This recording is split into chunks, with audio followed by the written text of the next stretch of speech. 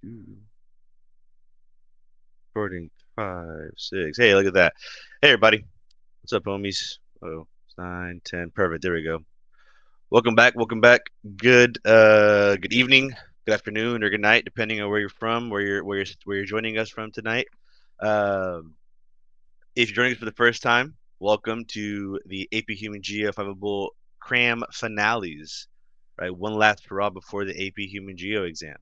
Um, so real quick, again, if you're joining us for the first time, my name is Hector Vela. I'm a teacher host here, joined by our awesome student host you see here on the left-hand side with me. If you want to do a quick run through, y'all, just introduce yourselves one more time, top to bottom here. Okay, awesome. Hi, everyone. I'm Megan. I'll also be presenting today.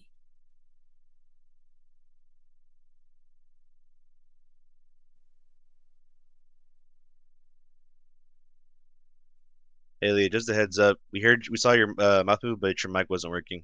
Something that we should double check. But yeah. That's lit. That's Leah, everybody. Okay, hey guys, I'm Pigeon and I'm going to be presenting tonight, so I'm super excited. Hey guys, I'm Eliza. I'm not presenting tonight, but I'll be in the chat helping you guys out and making polls. Right on. Awesome. Well, like we were just saying tonight, we're going to have two presenters. Specifically, it's gonna be Megan and Tejal. We're gonna be covering two more topics. Um, sorry, two more units. Pardon me, not just topics. Two more whole units tonight. In case you missed it, our plan is going to be to cover specifically a unit, provide some cram quiz, take a quick break, and then the same thing, cover a unit, do some cram quiz, and then head out. Um, tonight's specific plan is to get to units 3 and 4, and fingers crossed, pray to, some unit 3 jokes here, pray to whichever god you might believe in, that we don't have any tech issues and we don't miss another 20 to 30 minutes of our time with you guys and have to cut out some content again. If you joined us last night, we promise we will make that up to you guys when we get to the later halves of our cram finales. We will make up the rest of unit 2, we promise. But yeah, any case, just remember, we want to make sure we're supportive of each other. We want to make sure we're patient, we're kind with one another. This is a study session with people just like you. I'm a teacher. I just worked 8 hours, just like you guys went to school for 8 hours today. All of our student hosts are, if not students in high school, they are students in college, and they also just went to school for a long time today. Some of them even worked a job, right? So let's make sure that we're all here, present with one another, and supporting one another, and just be kind, be cool, man, be chill. All right, just some heads up things for you guys to keep track of. Make sure that you're practicing your note taking skills. Is an important part of any study session, right? Make sure you have all the resources. Specifically, make sure you take advantage of the Fiveable Cram Hub that you guys have on your Fiveable login page when you see under My Stuff. Speaking of which, in case you guys haven't seen them yet, here at the bottom of our screen is your slides and your cheat sheet. Please provide some heads up if the slides are incorrect. I'm happy to very quickly handle the slide issue. I have that prepared as soon as possible for you guys if the slides we have aren't working. And then lastly, keep track of the chat, keep track of the Q&A tab. We'll make sure to do our best to support you guys via chat and the Q&A. So make sure you use them accordingly is what I probably should have said. Make sure you use the chat for communicating any issues you might have or any specific issues or any specific sharing of things, but keep the Q&A tab to just content specific questions. Yeah. And then just a quick rundown of our schedule, along with our student host again and myself. Before we really get into it, just want to talk about what happened yesterday. Those any of us joined us, we had an issue where two of our student clients, some of you guys joining us, were not just talkative in the chat, but also very disruptive. Very, we'll just say straight up inappropriate. Keep in mind this is a professional setting. Either you guys paid for it or your parent or guardian paid for you guys to join us here tonight. You guys dropped $10 to $40 for this. Don't waste your money. Don't waste your time. If you're here to study, that's awesome, and we appreciate you guys. Please continue to be engaged and please continue to be active in the chat and talking to us. We'll talk with you guys, but just keep in mind that this is meant to be a setting where we're here to learn and to review content and to practice things. We don't want to make the chat a place of distraction and a place that's really, we'll just straight up say again, inappropriate. I have absolutely no issue banning people from the chat from this presentation and wasting that money and your time. So don't do that, please. Any questions, comments, concerns? Feel free to throw them in the chat, and we'll be happy to reply to that. Or sorry, we'll be happy to reply to you with that. Anyways, yeah, we appreciate you guys joining us again. I don't want to waste any more time. Let's go ahead and get the ball rolling. Tonight again, it's gonna be Megan and Tejal taking over, running you guys through some Unit 3 and Unit 4 content. Me, Leah, and Eliza will be in the wings, talking to you guys in chat, answering any questions, here to support you guys if needed. All right, so yeah, appreciate you guys very much. Let's get to it. Good luck, everybody.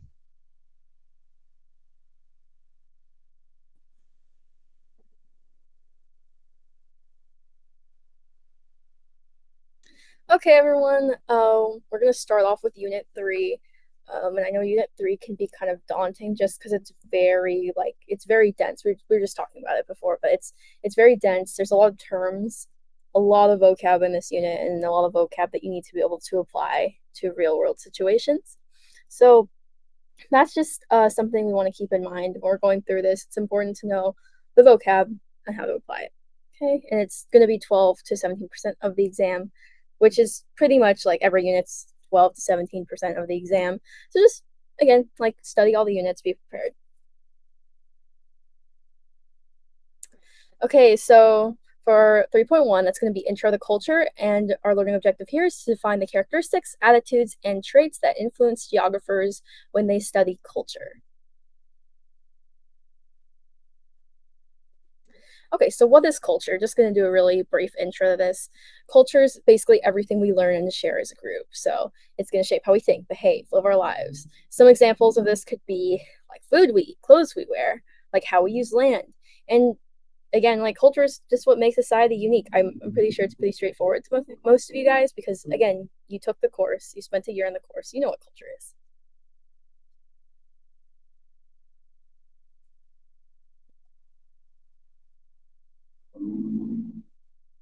Okay, here's some important vocab here. So out of these 5 terms, I'm going to go over all of them real quick, but I feel like the most important one is probably cultural hearth, just because I remember getting a bunch of questions about that on the exam. A lot of different concepts will link to like cultural hearths, so that's definitely something you want to know. So again, culture is going to be like a group's material characteristics, behavioral patterns, beliefs, social norms, and attitudes that are shared and transmitted. A cultural trait, I think that's pretty straightforward. So it's language, customs, beliefs, dress, music, food, technology, and that's going to be like cultural traits could be like visible traits or like quote unquote invisible traits, right? So it's like not like materialistic. A cultural complex is going to be a unique combination of cultural traits for different particular cultural groups. And a cultural realm is going to be a region that's connected by cultural complexes. So that's a little bit more complicated. So these are going to be larger areas that include several regions. So like cultures like within these realms have traits that they share. So that could be like language, religion, etc. Cultural realm, like it's a little more complex. I don't really remember studying it as much for the exam as like the other terms. So if it's a little confusing, I think it's okay, but it's definitely something you want to know. Cultural hearth is going to be a place where new ideas and innovations spring up and spread to other parts of the world. So this could be like fashion in Paris and maybe us following those trends in like the United States, or like a Silicon Valley startup is one that Five will often uses. So yeah, those are like 5 pretty important terms that at least familiarize yourself with. So material versus non-material culture. So material culture is anything that's physical. So clothing, furniture, artifacts, I think that's pretty straightforward. Non-material culture are things that are intangible. So that's things that are called minifacts. So it's going to be customs, traditions, stories, religion, language, and sociofacts. So that's going to be religion, politics, education. So just remember that like non-material culture is going to be like not physical, well, material is physical. I think that's pretty straightforward for most of you guys, but if it's not, here's the slide, here are the definitions. It's just a good thing to familiarize yourself with, just so you kind of know. Okay, habits versus customs is pretty important. So I think the biggest thing to remember about habits and customs is that habits, those are individual, while customs are going to be with a group of people. So that's like the biggest distinction like that I make. But if you want like the concrete definition, a habit is going to be a repetitive act performed by an individual on a regular basis, and a custom is going to be a shared practice or tradition that is characteristic of a particular group of people. But for me, when I was memorizing it and trying to apply it, I always just remembered custom is group, habit is just going to be individual. Unfortunately, that seems straightforward, but a lot of people get it mixed up from what I've heard. Like they just, when they're taking the exam, they get confused. Don't get confused. Habit, individual, custom, group.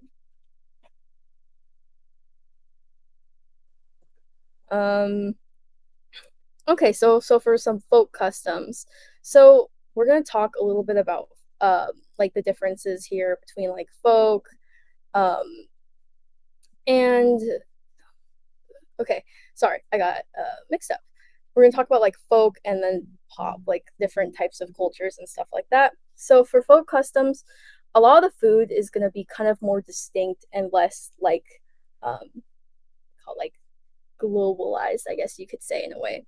So this could be caused by like religious and socioeconomic factors.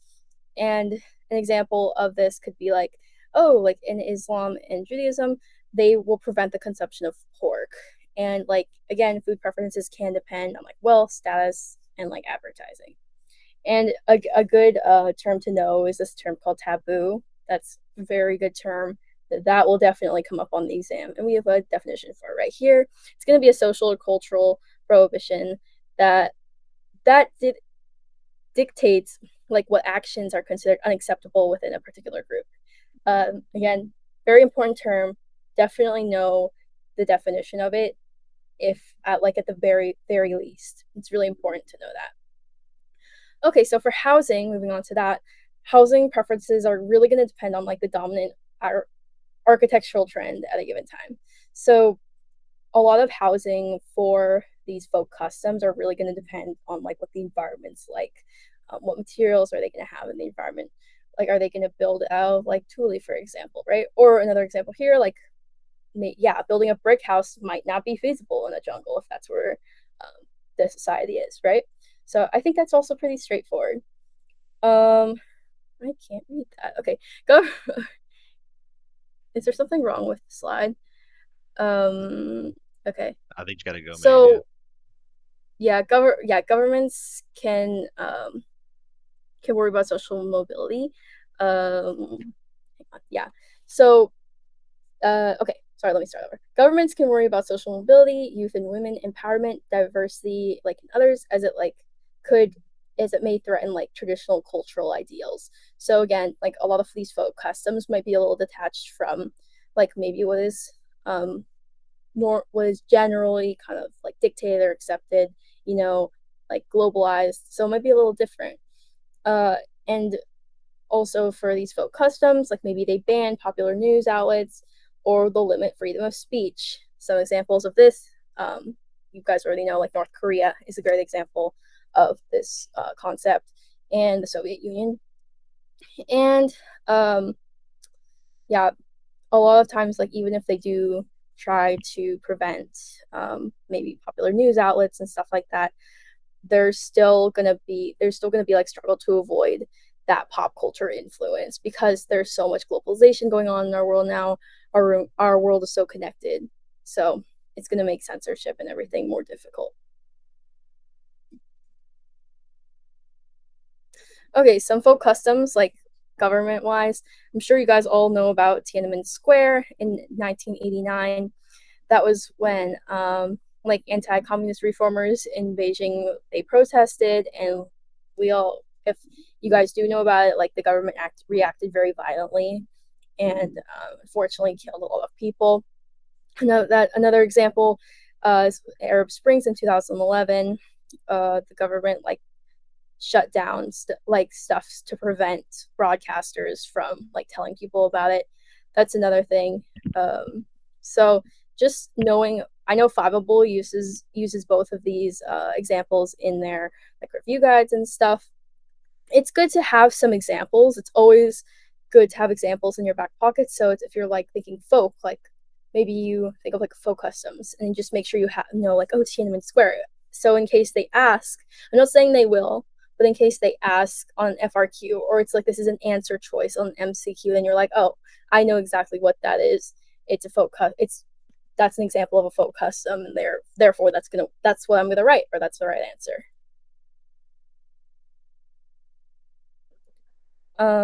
Okay, so now moving on to pop culture. I think we generally know what that is, right? So that's going to be practiced by large groups. It's going to usually originate from a developed region, and usually that region is going to have like wealth, and people there are going to have like very developed societies. We're going to have widespread diffusion through a hierarchy from specific nodes, and yeah, it's going to be like contagious diffusion. Pop culture can also vary from time to time in a given place. But yeah, especially with the effect of the internet with pop culture, everything's going to spread a lot quicker. And yeah, everything's going to just travel a lot faster. And we also have, for example of this, like pop music. It's obviously written for the purpose of being sold to like a large number of people on like a global scale. So they're expecting that people are going to be spread this. They're expecting that this music is going to be spread like all around the world. But yeah. Okay, so local culture, now kind of going over that. An overview of this is that a lot of local culture, so we're thinking like smaller towns, rural areas, it's usually going to be small groups of people. They're going to be relatively isolated. There's not going to be as much change there, probably. A lot of the origins of like traditions and customs are mostly going to be like kind of rooted in that nation or like little community's history. Not very much. They don't really have much like globalized like culture. The physical environment, I think we kind of went over a little bit, but a lot of these societies are gonna kind of connect to like the physical environment. So all their stuff might depend on it. Like kind of we talked about the whole thing with like using resources to build like shelter, something like that. But yeah, it'll depend on like the group. But like for example, in like Scandinavia, like they're gonna use entire logs to build cabins, or like the American Midwest, they're gonna like they use like processed trees into boards, build a frame, and attach boards to it. So it's like it can really vary, but a lot of this local culture, again, it's just what I try to remember is that it's like significantly way, like they're not as connected, it's less globalized, and it's more like individual to like a smaller group of people. Okay, so yeah, pop culture versus local culture, kind of already went over it, but so pop culture is going to emphasize the new rather than like preserving any old tradition or like custom. So those who follow a local culture are often going to resist the change. So because people who follow the local culture are often going to have like those traditional languages, religions, values, and food. They're going to have their different ways of life. So that's pretty important.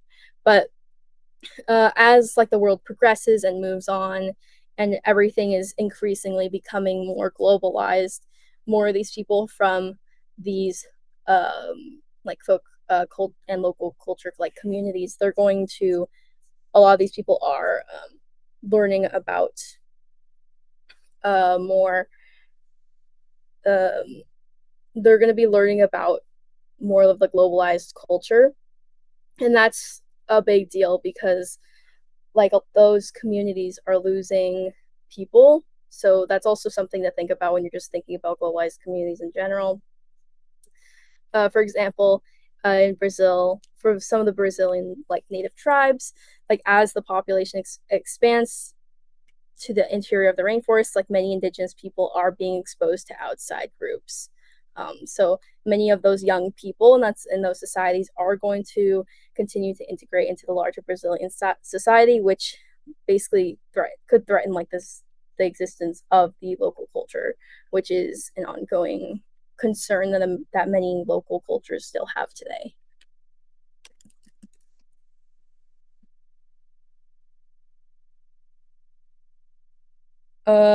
So another one is a really important point is ethnocentrism, and I definitely remember this coming up on the exam, and it also came up on like my in-class exams too. So ethnocentrism is going to be when people are going to judge others and their way of life from the perspective of their own culture. So that's not good. But ethnocentrism, there's going to be questions about that for sure, whether it be like on an FRQ or if it's like an answer choice on an MCQ. So it's really important that it's really important that you know the term. At the very least, know the definition so that at least you can maybe define it if an FRQ asks you to define it. Or if it's an answer choice on an AP MCQ, then at least you know, like maybe it's going to be something that's immediately going to be a wrong answer that you cross out. So definitely a good thing to know, because I remember that I did not study this term that much as I should have, and I forgot what it meant, and it was on the exam in MCQ. So just definitely study it. It's one of the more important terms in this unit, I think. And then cultural relativism is when you're going to judge others and their way of life through the eyes of people who live that way. So that's non-judgmental. This is going to be, more accepting and everything like that. Important, but I think it's more important that you know what ethnocentrism means. But you definitely still need to know what cultural relativism is. Can't talk today. Okay, and again, like no one can perfectly be one way or the other. Judgment isn't always negative, and acceptance isn't always positive. And it's like a very complex issue that we're still dealing with today. So that's why another reason why it's super duper important to know for an AP exam, because it connects to the real world now.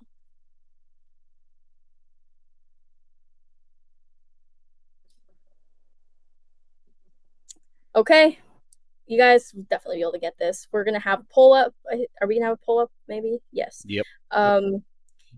Okay. What's the difference between a habit and a custom? So let's go. 2 minutes. We have the music today.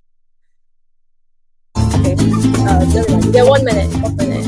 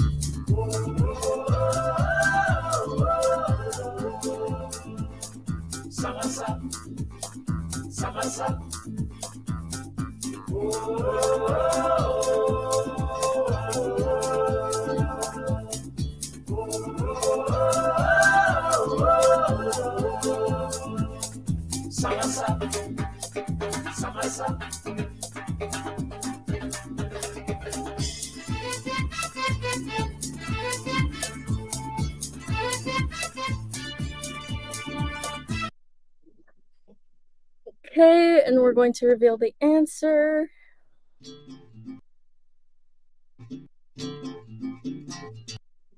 Okay, so let me pull up the poll. Pretty much everyone got it right, except I believe like 4 people.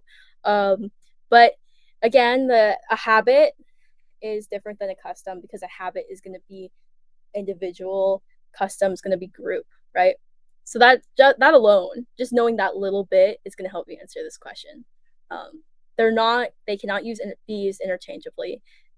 Make sure that you iron that into your head, that it's like those are different terms. They're not interchangeable. And again, C is like the opposite. That's not correct. And then D, no, that's wrong too. So yeah, just keep that in mind. Habit, individual, custom is going to be group. And as long as you can remember that, you're usually fine. Here's another practice MCQ. How does folk culture vary compared to pop culture? You get 1 minute. We're working with AP style.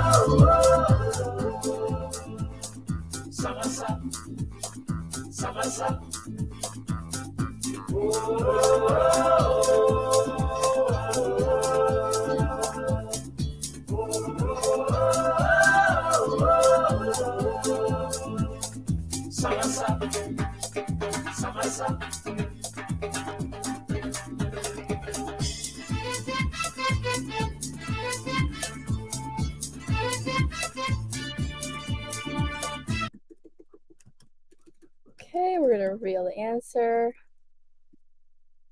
Okay, so again, folk culture is going to vary from place to place, while pop culture varies over time within the same place. That's a little bit more, it's a little harder than the last one, but so if we're looking at the other answers, both pop and folk culture fluctuate heavily based on societal trends and fashions. That's not true because folk culture is going to mostly stay the same, because they're not really going to have like the globalization influence as much as pop culture will. For C, pop culture remains unchanged regardless of location or era, whereas pop culture adapts with changing times but stays geographically constant. That's not always true with the whole geographically constant thing. So that's also incorrect. Pop culture. That's not gonna be true. D is also not gonna be true. So just B is gonna be the most accurate. This question is definitely harder than the last one. That's why it's really important to read each answer very carefully. You're gonna be very stressed on the exam. It's gonna be very like, they're gonna be like, okay, now we're gonna start this portion, and because it's your guys' first time, most of you guys taking your first AP exam, it's gonna be stressful. You need to make sure you can kind of take a breath and make sure you read the wording very clearly, because they will try to trick you, because they're kind of mean. They're going to try to trip you up with the wording of the exam. So just make sure you read each one carefully, because the wording in this question specifically can trip people up. Just be careful.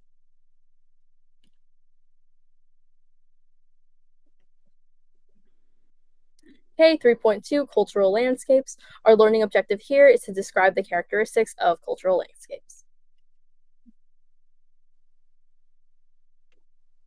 Okay, so again, some more vocab. I will say, I think on this slide, the most important one might be sequent occupants, because I remember that being on the exam. I remember that term. But sequent occupants, adaptive strategy, symbolic landscape, I think those three are a little bit harder to grasp and memorize. So just keep that in mind. Our cultural landscape is obviously going to be structures within the physical landscape caused by human imprint and human activities. Pretty straightforward. Cultural ecology is going to be a study of how the natural environment can influence a cultural group. I think that's also pretty straightforward. Also, the term name is also pretty straightforward. Yeah, so sequent occupants is going to be a little harder. And sequent occupants is basically, so each group of inhabitants are going to leave their distinct imprint on the landscape, and successive societies shape and form like a geographical place, contributing to the cultural landscape. An example of this is like the Hagia Sophia in Turkey.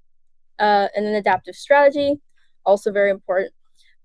For adaptive strategy, you're looking at the ways humans adapt to the physical and cultural landscape they are living in. That's really important. That's kind of showing how humans interact with the landscape. That is a very important term that will definitely come up on MCQ and possibly FRQ. Symbolic landscape is going to be a place that has meaning beyond its appearance because of cultural associations. So an example is like the Temple Mount in Jerusalem has like religious significance for Judaism, Islam, and Christianity, and holds the remains of the ancient Jewish temple and medieval Islamic mosque. So these 5 terms, very important. Make sure we know them, and you can answer questions about them.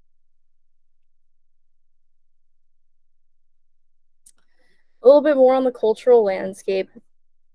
Any and every part of culture affects landscape. So it's going to be gender, religion, language, industrialization. It's a lot of things. The cultural landscapes basically encompass all human-made changes to the natural environment.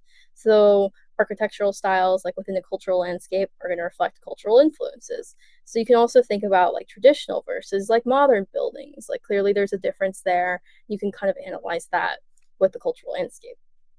Culture and physical features sometimes intertwine, especially regarding religion. So that's really important to keep an eye out for, especially like churches and things like that. And generally, cultural landscapes are going to work around physical features, not against them. An example of this is like that national parks are going to preserve unique environments, which are physical features, and that reflects a cultural value.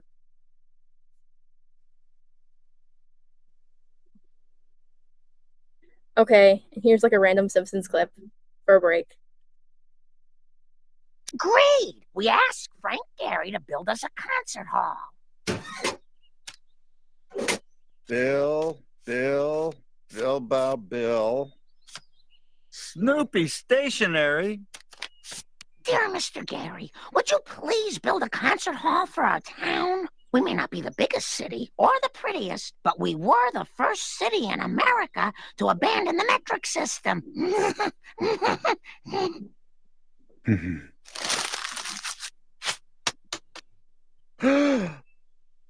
Frank Gehry, you're a genius. Behold, the new Springfield Concert Hall. And none of this would have happened if not for a letter I received from one little girl. I wrote that letter. You wrote I was the bestest architect in the world? Well, aren't you? All in favor of building a $30 million screw you to Shelbyville? Aye!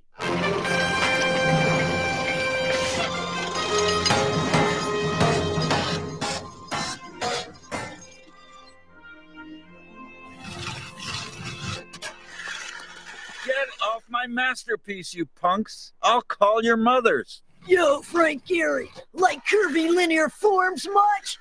Ah!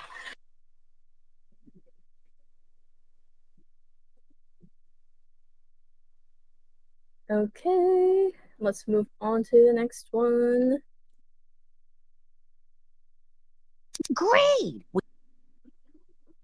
Okay, so gender and geography. We're going to take a quick look at this. So, with this awesome picture of Barbie on the right. So, popular culture. So, challenges, a lot of popular culture today is going to challenge traditional gender roles, leading to a decline in the patriarchy and a rise in feminist ideas. So, the gender gap. This is going to refer to the difference in opportunities and power between men and women. In less developed countries, we're going to see high maternal mortality rates, and female infanticide are like more common in those less developed countries because there's going to be less resources. Healthcare is not going to be as advanced. We also are going to see different levels of equality again between men and women. So that's really important to note. Women's suffrage, that's also very important. It's women's suffrage. Suffrage is obviously going to be the right to vote. And unfortunately, it's a recent development in most countries. So that's also something you want to keep in mind. And there's also still gender imbalances. Those are going to exist.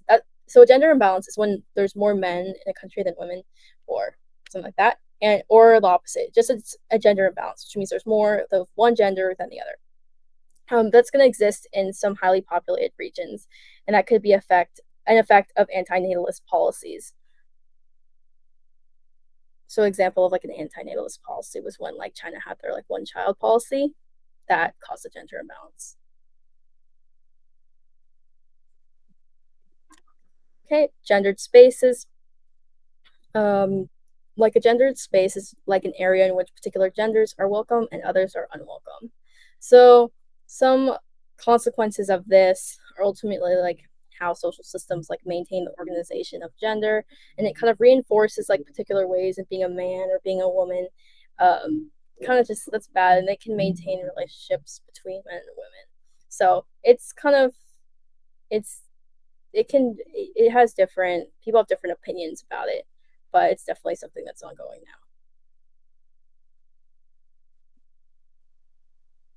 Ethnic enclaves, we kind of went over these types of things yesterday, but these ethnic enclaves are going to be clusters of people of the same culture, but surrounded by people of a culture that's like dominant in the region. So an example of this is obviously going to be San Francisco's Chinatown.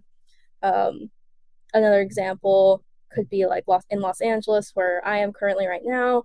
There's Koreatown, there's Little Tokyo, we have Little Armenia. So like just those.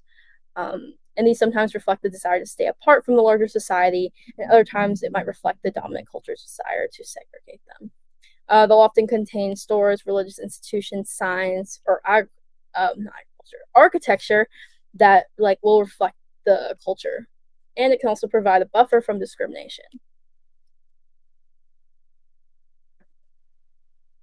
Okay, 3.3, moving along, cultural patterns.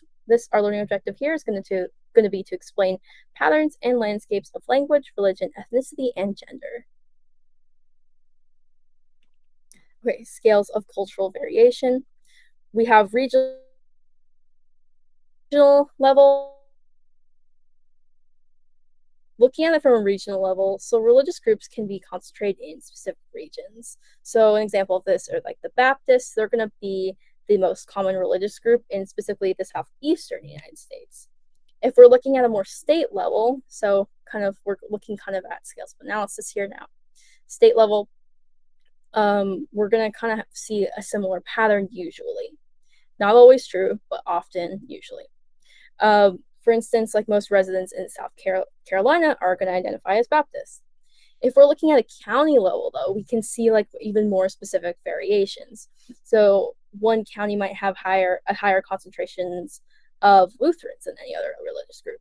When you look, when you go from like a state level to a county level, you will be able to draw many different conclusions that like you could not draw from the state level.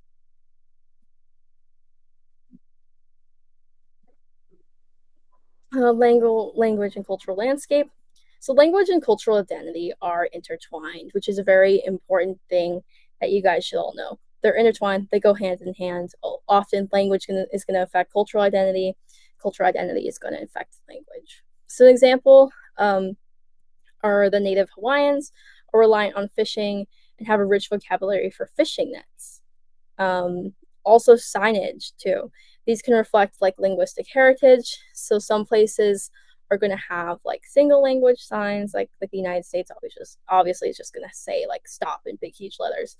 But others are going to have these bilingual signs. So like Belgium and Quebec, for example, on the right here, they're going to have like, this is like 3 different languages.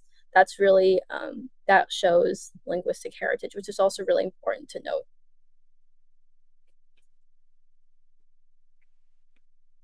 Okay, and here is an AP style MCQ.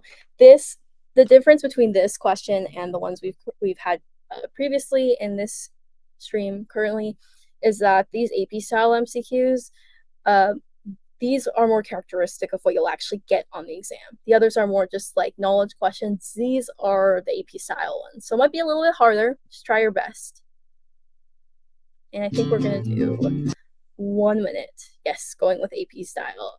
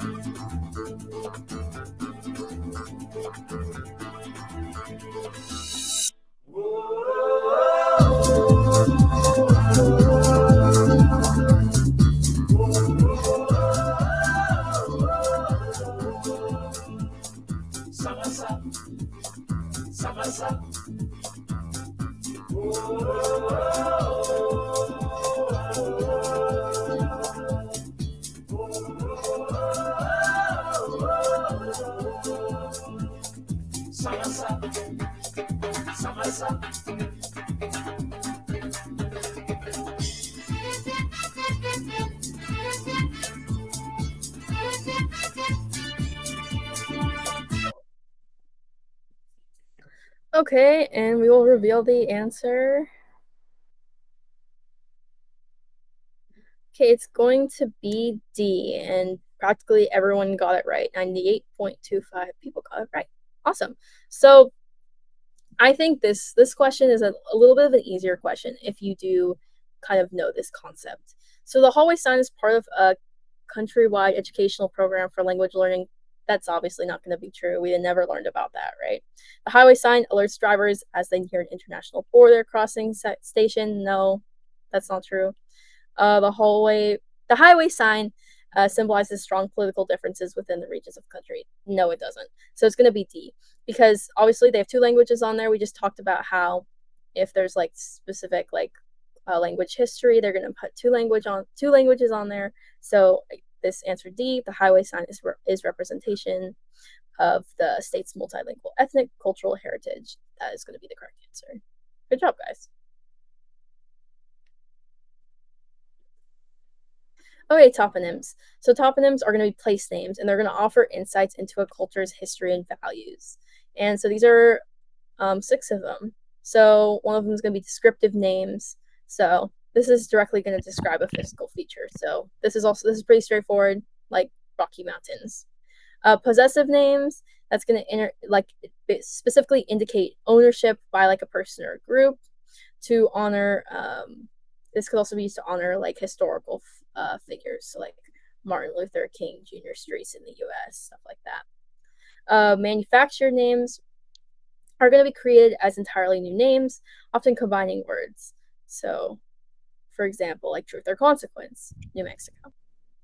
It could also be related to an incident, and it could be named like after a specific event that happened there, like Battle Creek, right? Like that one right there, named after an incident. Commandatory names, they're going to be using positive words to promote a place. So like Paradise Valley, Arizona. Or a mistake name, which is like crazy, right? That's going to result from errors in translation or identification. So example is Lasker, North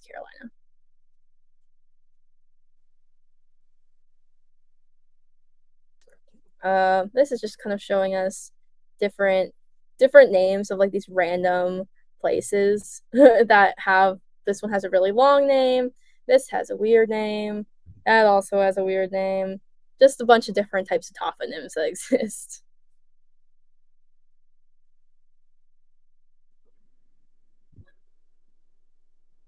Okay, so centrifugal and centripetal forces. If you have the right method to remember these, it is easy to remember them. So centrifugal forces are going to divide groups, and that could be like ethnic conflict, poverty, dictatorship, religious intolerance, etc. And centripetal forces, that's going to unite groups. So ethnic tolerance, economic equity, strong legal systems, shared language, anything like that. So my teacher actually told us to do this too. But if you look at the wonderful emoji we have in front of the centrifugal forces, that is very like representative of that term. So because centrifugal has the letters F and U in it, you can think about like FU, that's like negative, and it's going to obviously divide people. If you say FU to your friend, like they're not going to like that. It's going to probably cause a fight in the friendship or whatever.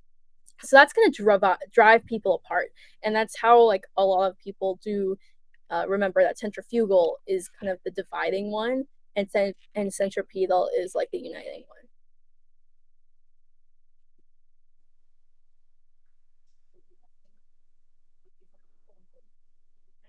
one. Okay, so looking a little deeper into centrifugal forces and culture, in terms of religion, we're going to see, like, obviously throughout history, like there's going to be a lot of religious differences, and that is honestly a major source of division and conflict. So we have like the sectarian conflict between the Sunni and Shia Muslims in the Middle East. That's a really strong example. That is something you should definitely know for the exam, because they might bring it up. That whole conflict, it's really important to know. In terms of language and centrifugal forces, We're going to have a lot of language barriers. There's so many languages in the world. There's going to obviously be misunderstanding and miscommunication. That could obviously lead to feelings of separation because just like you don't speak the same language, there's going to be some misconnection there, right?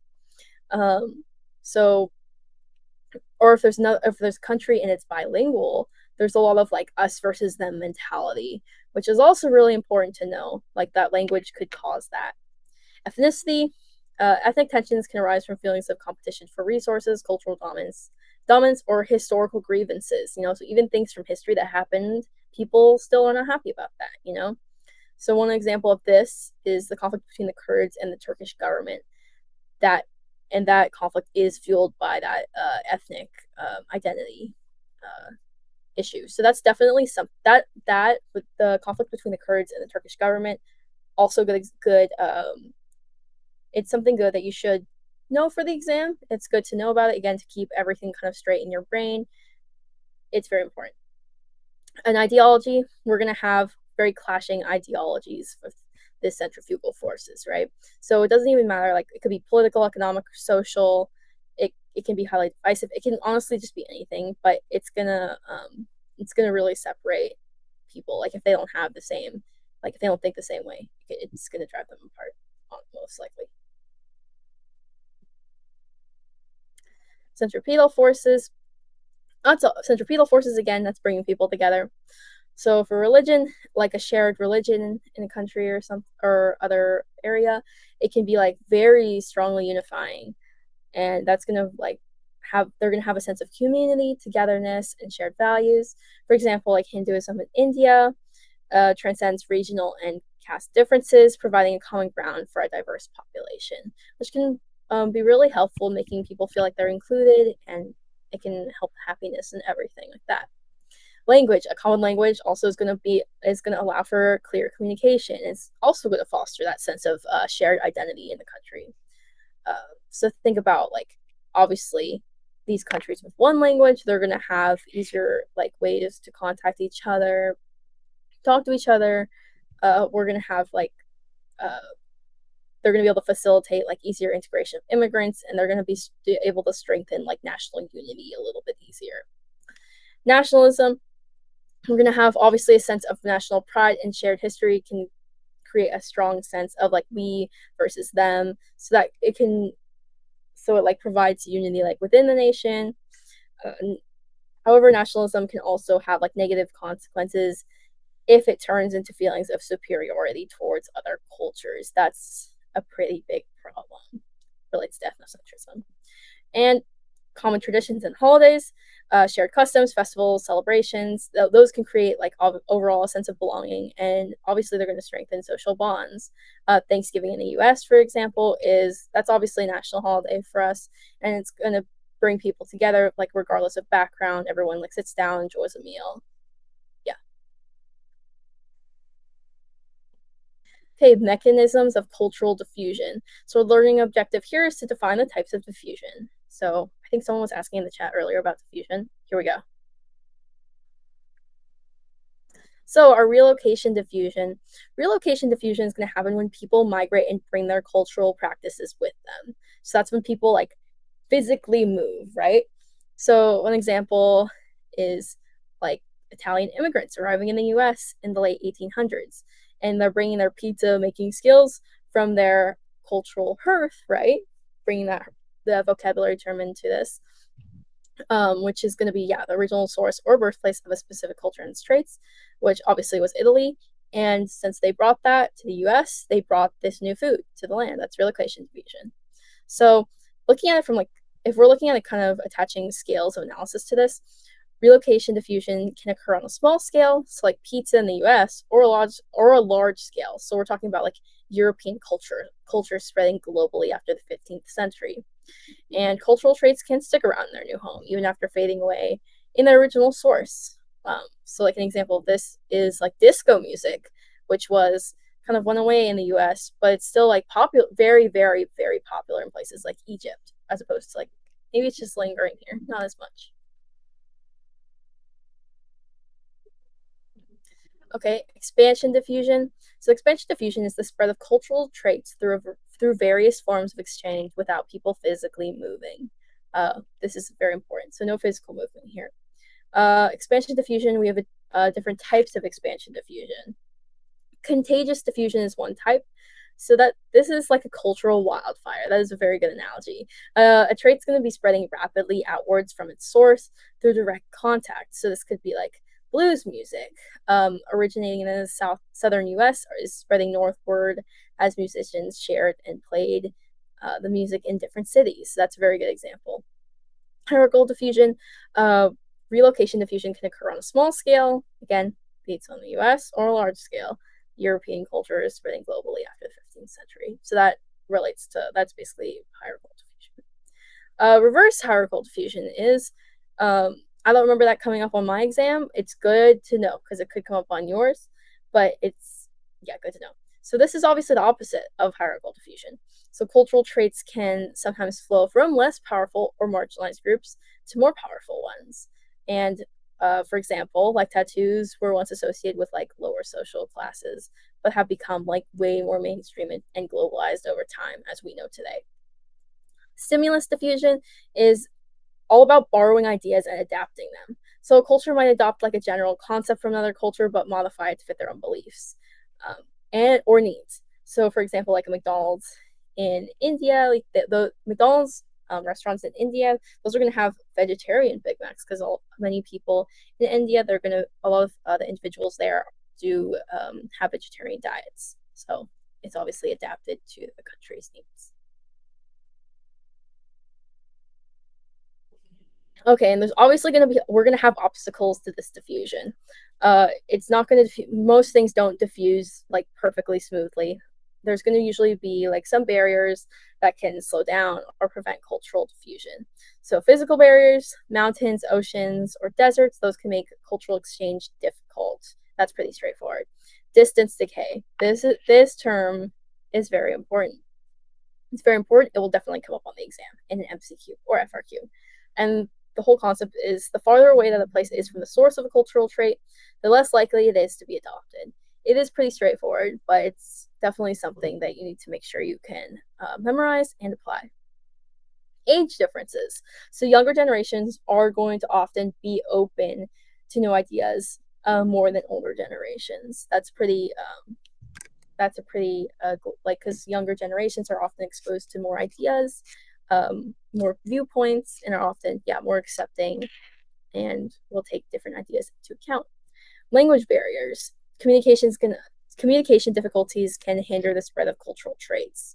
That's, I think, also pretty straightforward because we kind of talked about language already. And political boundaries.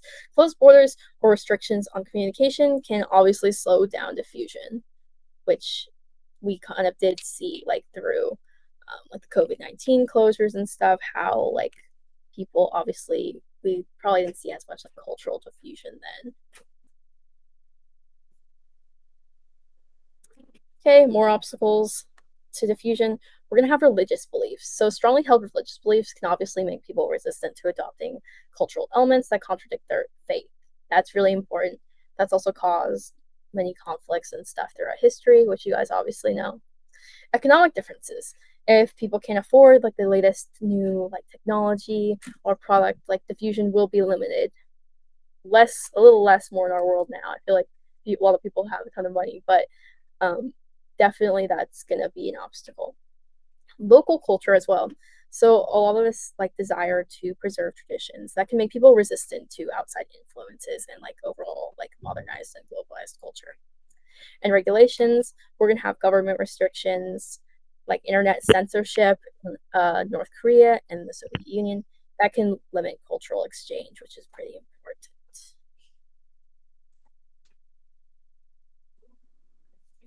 Okay, AP style MCQ. And okay, you guys can read this out, and we're gonna have 1 minute.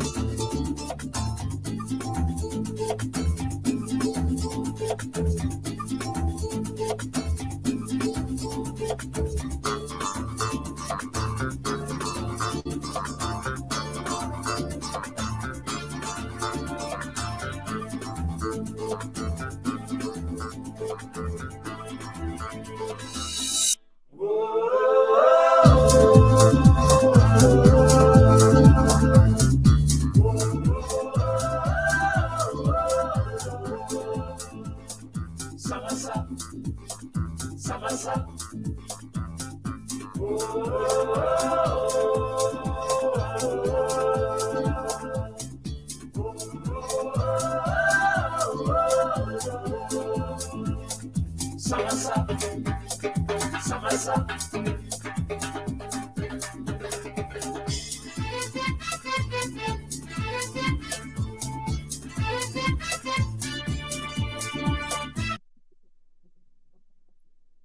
Okay, and we're going to reveal this answer. Okay, awesome. I think, yeah, most people got it right, about 85%.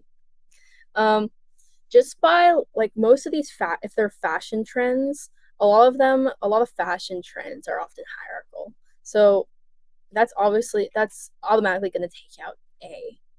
So a fashion trend was started when an actor appeared on a television show wearing a shirt and tie of the same color. Within weeks, people began to follow this trend in both large cities and small towns across the United States.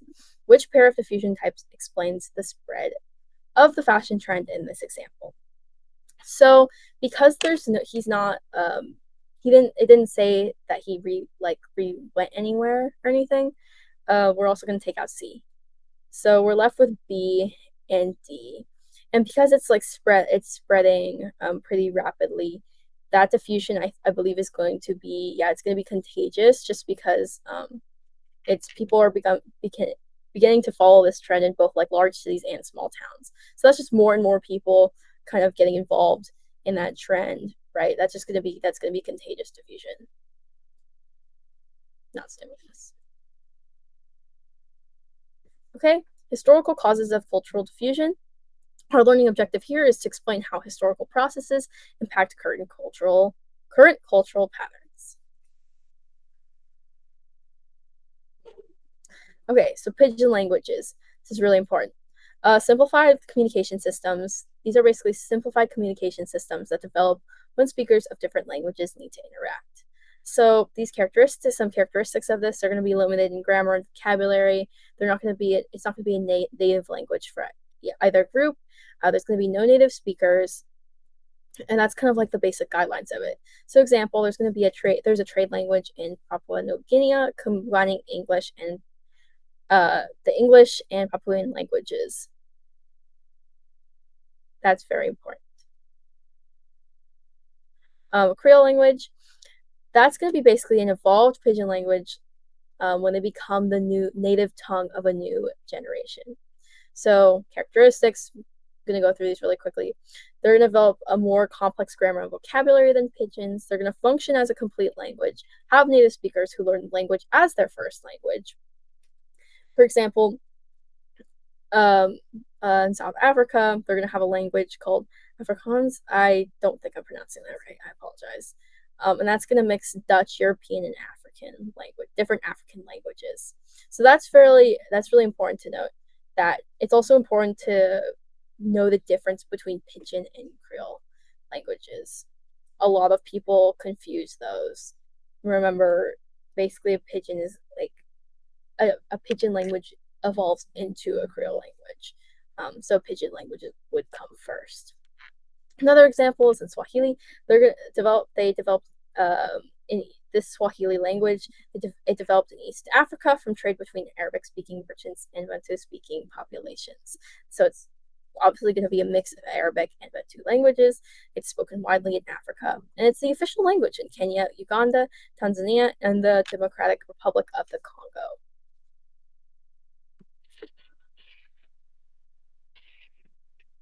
Okay, lingua franca. This is a very important term. You want to make sure you have this one down. So, like, lock in. A common learned language used for communication by people with different native languages. That's a lingua franca. So English is going to be a lingua franca. Lingua francas are often used in the whole world for like globalization, technology. Multinational corporations that are often based in the US and the UK are going to use English for international business. They're also used widely in science, aviation, journalism, and the internet. A lot of these movies and TV shows are going to be in English, obviously.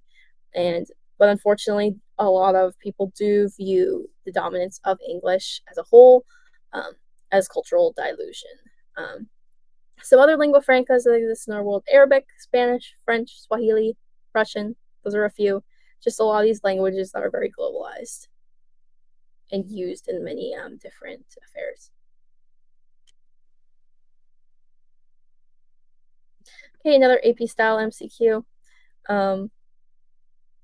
We're going to start that now with a minute, I believe.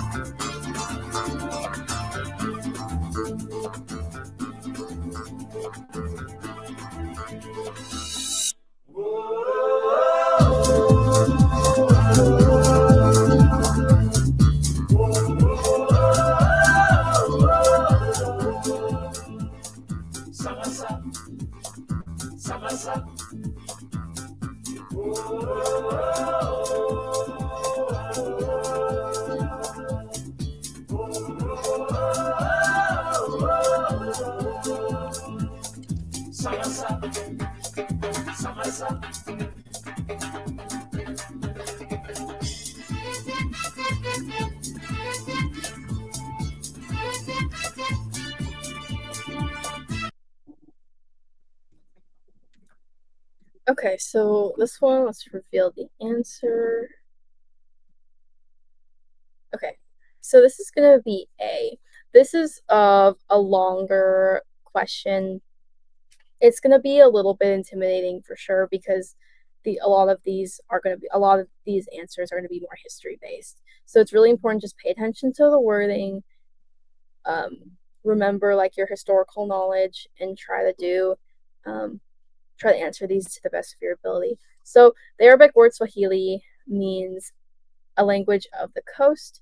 Which of the following explains how this would relate to the Swahili language? Is language spoken today in Kenya, Tanzania, and northern Mozambique in Eastern Africa. And then I think Hector is going to give some insight to this one. Yeah, sorry for interrupting y'all. Sorry for all the switching around of the visuals. Anyways, I just wanted to drop in because my students, where I teach at daily, talk a lot about how the language part of this unit really throws them off. Like I mentioned this earlier in the chat, I'm not sure if you saw, but teaching languages and religion in Unit 3 is one of the hardest parts of this class. You know, even coming from the teacher side, right? I'm a full-grown adult. I went to college and I studied a bunch of stuff that has to do with these kinds of things, and it's really difficult. And so I definitely understand if you guys have trouble where this comes from. So starting back with the question, the Arabic word Swahili means language of the coast, and so we need to figure out which of the following best explains how this would relate to Swahili being spoken today in places like Kenya, Tanzania, Mozambique, Eastern Africa. And so if you look at the answer, as Muslim merchants travel to Africa, they needed to communicate with people living along the coast, right? And in order, in areas of the Indian Ocean, in order to trade, and as a lingua franca developed. And so, this kind of response is one of the responses that when you look at it, it's a question mark. It should immediately be a question mark. Okay, it's one of those things where when you see a question that has almost like something like, for example, the coast. I'm trying to figure out how to word like a phrasing or a specific kind of a keyword like that. You want to look for that kind of word in the multiple choice response, right? The content is only 50% of this question right here. A good key thing to remember while taking multiple choice exams, and this doesn't go for AP Human Geography. Think of this for your exams, your AP exams next year, or AP exams you're taking this year along with AP Human Geo. Think of words you might see. So the fact that Swahili is a language of the coast, and letter A has a response that deals with how the Indian Ocean, right, along the coast areas, that's a question mark right there. Looking at letters B, C, and D. If you look at B, German colonizers needed a language that would unite the people in their colonies. I'll tell you right now, Germany is not coming up with Swahili, dog. All right, Germany is a Germanic language. The root of German is, I mean, and in fact, is a Germanic language. It has to do with, like, if you look at the language roots of a lot of these European languages, they sound nothing like Swahili. And so there would be no connection between German colonizers and creating a language like Swahili, right? So B should be automatic X. C, traders from around the world using countries of coastal Africa to spread not just goods but also various languages. That may be a question mark too, but it's way too vague, right? There's nothing in there that really leads you to think about how did this create Swahili? Like where does Swahili come from when you think about that response? There should not be any connection in your brain. And if there is, you're thinking too vague. You have to think specific when it comes to this question. Letter D. British colonizers found Swahili easy to use and encouraged its use in Africa and Great Britain. I'll tell you this in Unit 4 again, but I'll tell you right now, any colonizer never encourages native language use. Straight up, never, ever, ever, ever. The closest you might get to is Britain and India, when Britain used the Indian principalities to take over India and, well, I should say South Asia, because it wasn't just India, it was India and modern day Pakistan, modern day Sri Lanka, modern day Burma, modern day Bangladesh. But nonetheless, it's very, very, very, very unlikely any European colonizer is like, yeah, go ahead, people I'm colonizing, speak your language that I don't understand. I'll tell you right now, D is straight up X. So between A and C, A has to be the specific choice here because of the connection between Swahili, meaning language of the coast, and the Muslim traders and Muslim merchants in Africa learning to trade along the coast. Um, so yeah, sorry for interrupting. I just really wanted to hop in because I know that this kind of content can be really hard. I didn't want anybody to be confused or anything like that. Sorry for interrupting, Megan. I appreciate everything you're doing. Again, just wanted to help out there. But anyways, appreciate you guys for letting me jump in. I'm gonna go ahead and hop back out. All right. Appreciate everybody.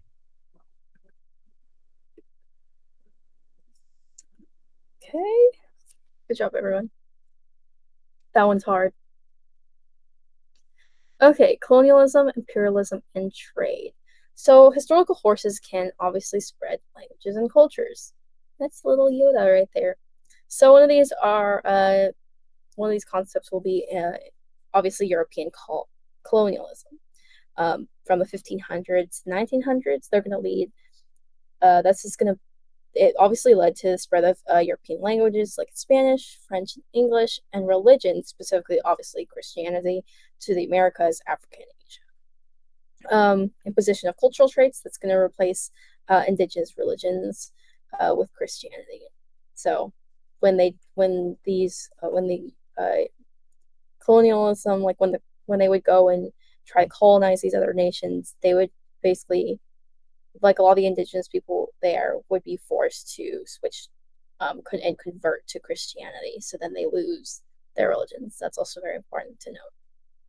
Lasting influences. So the afternoon tea tradition in former British colonies like Kenya and India. So that's something that still lasts.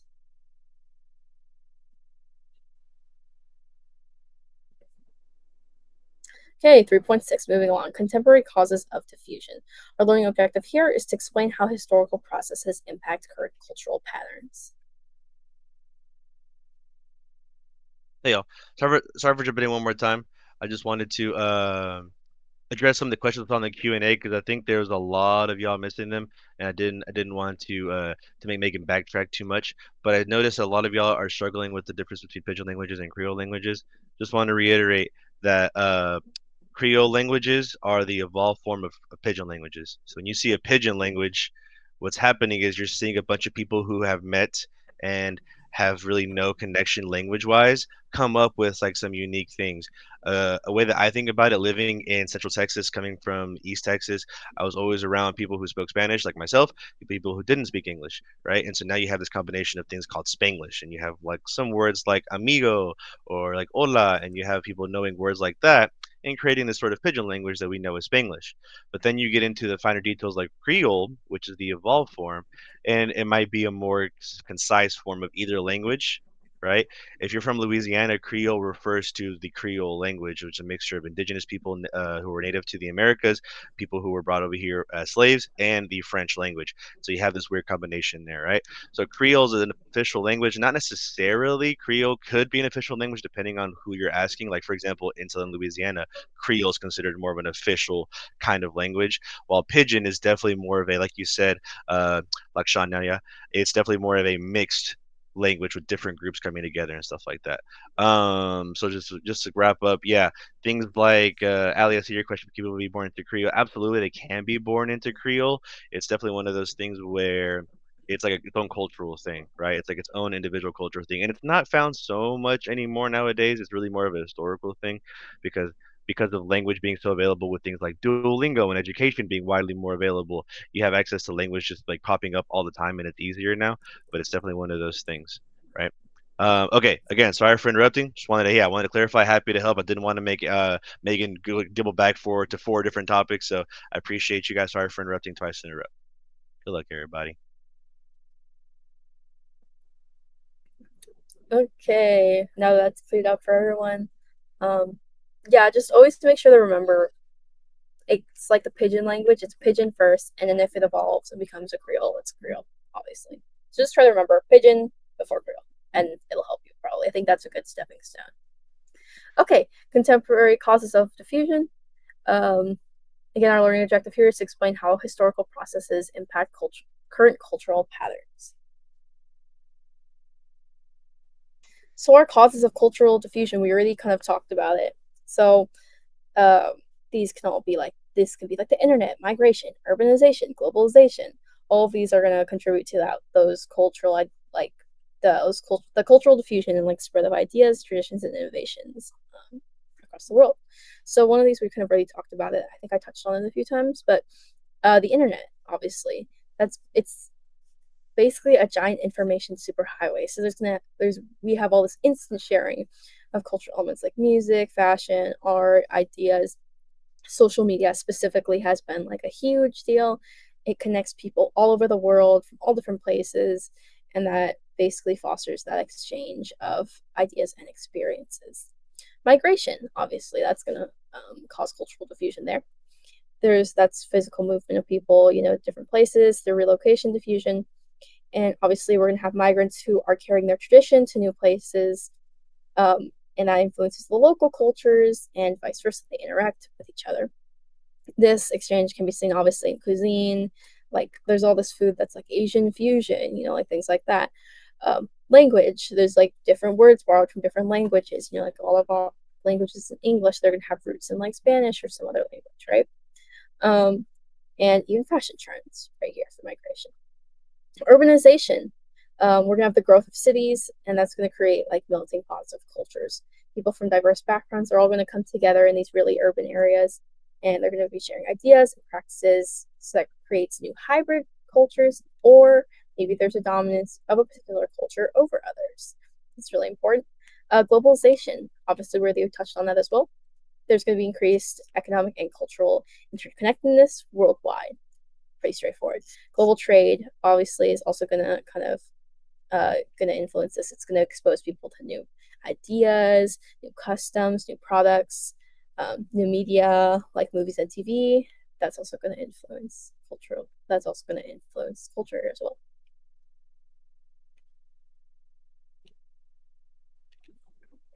Cultural divergence. This is also a very important vocabulary term. So cultural divergence is when a culture separates or goes in a different direction. So a reason for this is that like maybe members of a certain culture move away from the core values of their culture because they have been exposed to other ideas or other a different culture that they want to follow instead, right? So physical barriers.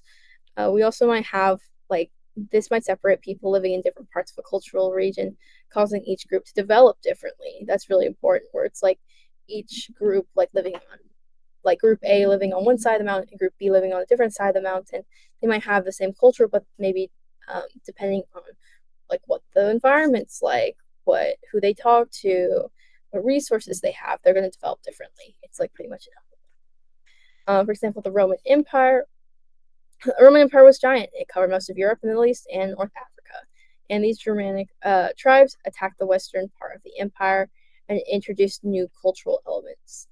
And the Western Roman Empire are going to basically adopted a lot of the Germanic influence, while the Eastern Roman Empire fell under the influence of Greek culture, that's an example of like the different like geographic locations and how it can affect different cultural development.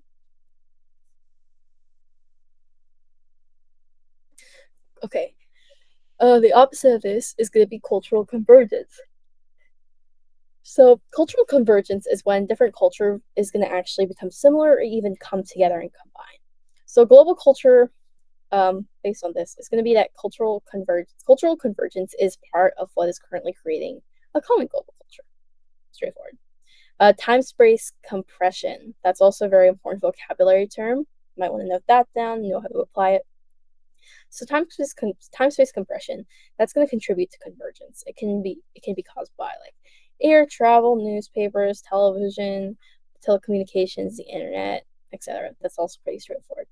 We're also going to have this effect on languages. So this can cultural convergence is going to like cause the increase of dominant languages like English, and the unfortunate decrease of a lot of indigenous languages, because a lot of people do shift to learning English and stuff because it's maybe more useful for jobs and stuff like that. We also have the spread of democracy. Like in 1977, there were very few democracies. In the late 1980s and 1990s, democracy grew. So, and many communist dictators fell, and a democratic government replaced them. So this is an example of cultural convergence, like time-space compression and globalization all together in the same category. And if for time-space compression, again, if we're defining it again specifically, this is when things seem closer because of better transportation. So sending a letter could take months, but you can text someone right away. Like you can text someone who's in like Japan right now and they'll get it right away. Okay, moving on. 3.7, diffusion of religion and language. So learning objective here is to explain what factors led to the diffusion of universalizing and ethnic religions. This is a very important topic. Okay, so cultural hearths and diffusion. So cultural hearths, let's like, if we're imagining like a birthplace for cultural elements like language. So languages are originating and developing in these hearths, right, as well as culture.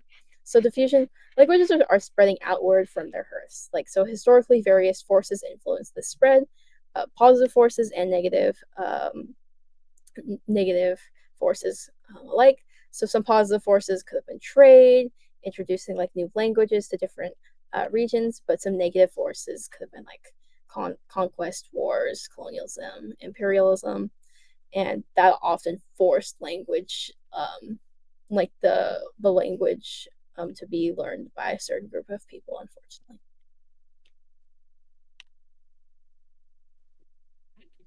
So why do languages spread differently? So the hearth is going to matter. So if we're looking at Mandarin Chinese, so despite being the second most spoken language, it hasn't diffused widely globally, is because China primarily focuses on like the internal growth and didn't establish many colonies. So that's a really important thing to note. Conquest and colonialism. So some of these major languages like English, French, Spanish, and Arabic are going to be spreading extensively due to colonization. With nearly 1.5 billion speakers, English is obviously the most widely used language globally. However, native speakers are concentrated in former British colonies, and English dominance comes from colonization by Great Britain, so the US, Canada, India, Australia, and South Africa. Religion also plays a big role in this. For example, Arabic, the religious language of Islam, benefited from the region's spread. These are all like helpful examples to know. Language is obviously going to reflect culture.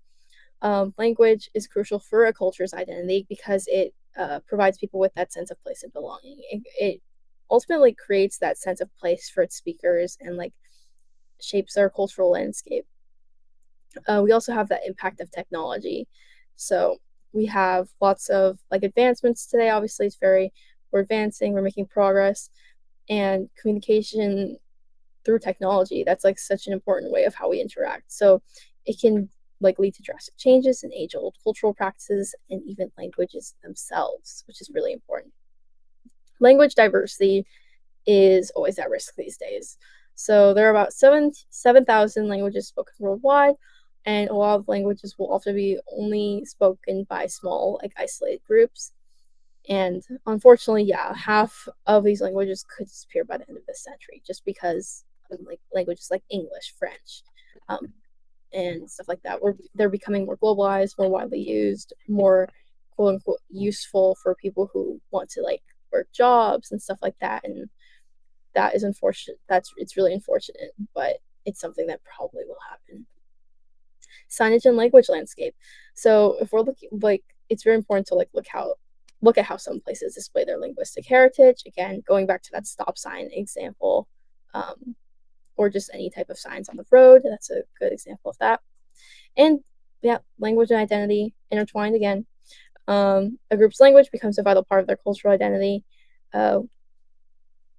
Yeah, so we kind of already talked about the native Hawaiians, whose like fishing economy, they have a lot more vocabulary for like different fishing nets because of their culture.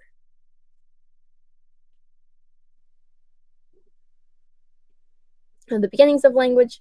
So scientists called linguistics study scientists basically who are defined as linguistics are going to be studying languages and their paths. So experts believe spoken languages emerged sometime between tens of thousands to a few 100,000 years ago.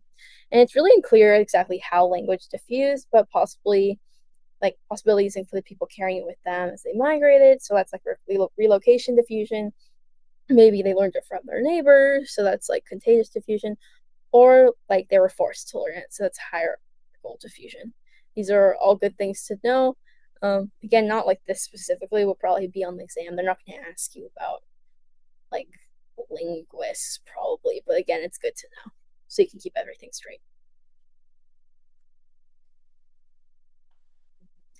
The language family tree. So linguistics believe that most languages spoken today belong to roughly 15 major language families.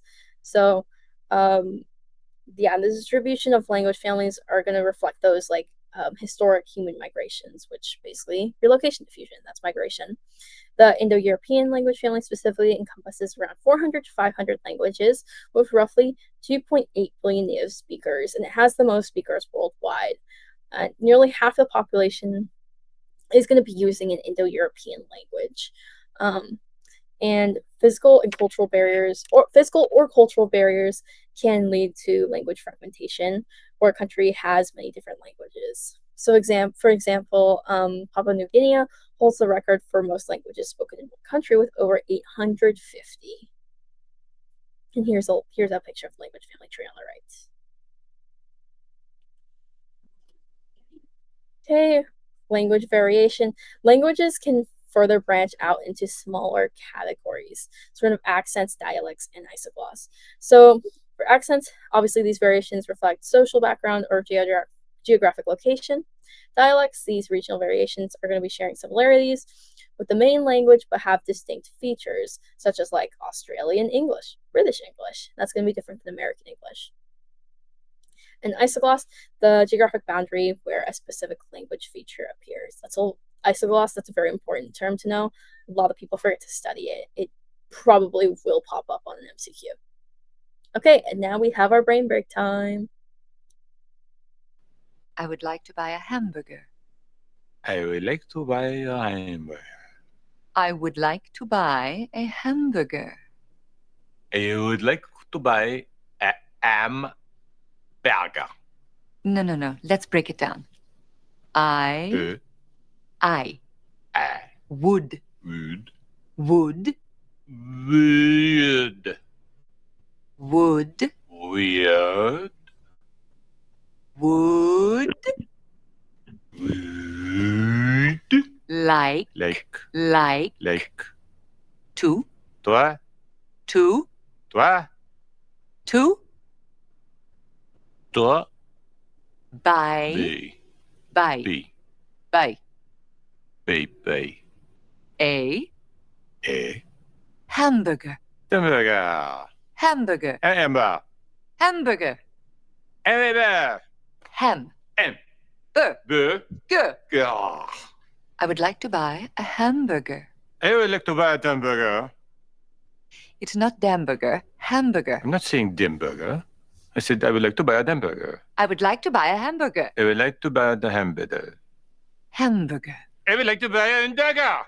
Maybe we should stop. We don't quit. We do not quit. Again. I would like to buy a hamburger. I would like to buy a hamburger. I would like to buy a hamburger. I would like to buy the burger. I would like to buy a hamburger. I would like to buy a hamburger. I would like to buy a hamburger. I would like to buy a hamburger. I would like to buy a hamburger.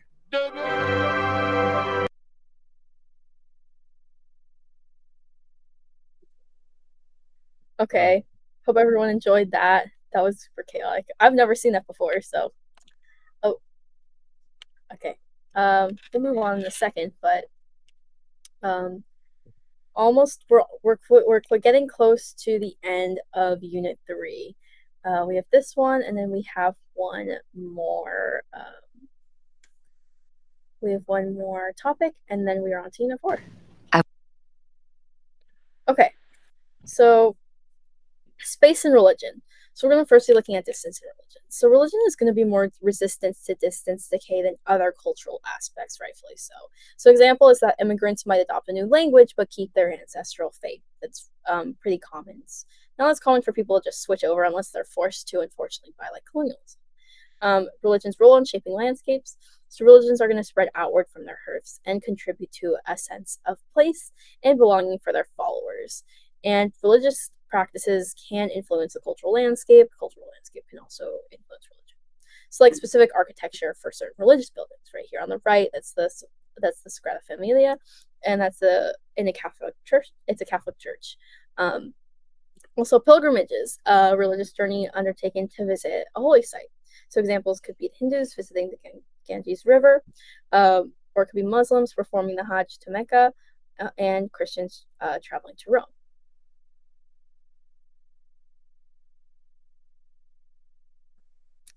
Okay, and then here's another AP style MCQ. 1 minute. And drop your answer in the chat.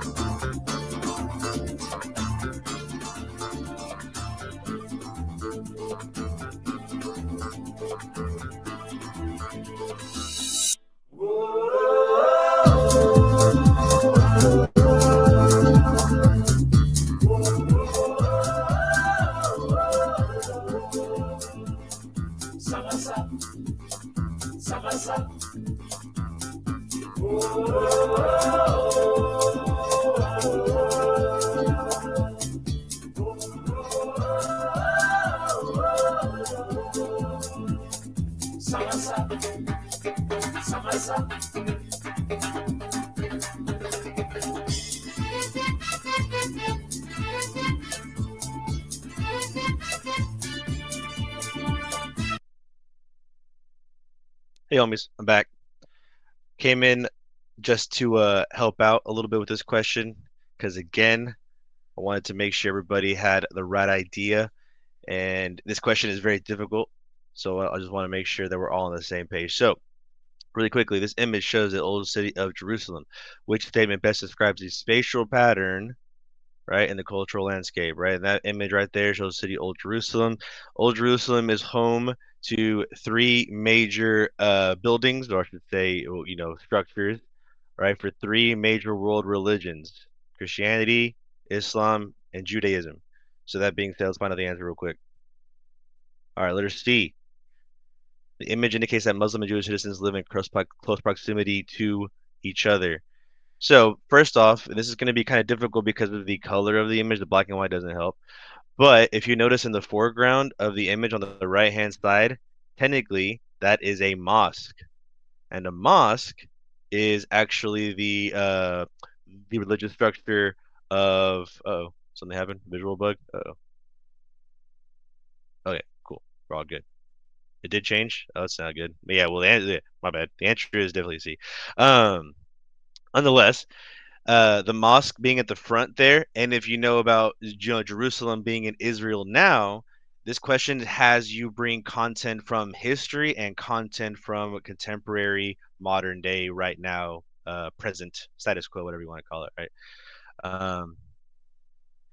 So, anyways, this answer choice is really all about connecting the history and the answer together. The history and the present together. Looking at the other choices, I see some of y'all focused on. Oh, I got deleted and redone. Appreciate that. But I think I saw a lot of y'all pick A. The image shows the distinctive cultural areas that represent the first world religions. Sorry, the 5 world religions that are practicing close proximity to another in the old city. Again, you have to know a little bit about history here, right? Israel and Jerusalem are not home to religions like Hinduism, Buddhism, Sikhism. Those do not play an important role in this city, in this area of the world, right? So A, automatically no go. B, the skyscraper shown in the image represents a secular landscape. Again, straight up, if you know anything about Israel and Jerusalem, which you should know right now, It's not secular. It's not a secular country. There's nothing secular about it. And then D, the image shows. Oh, I see now. My fault. Okay, I see why y'all got it.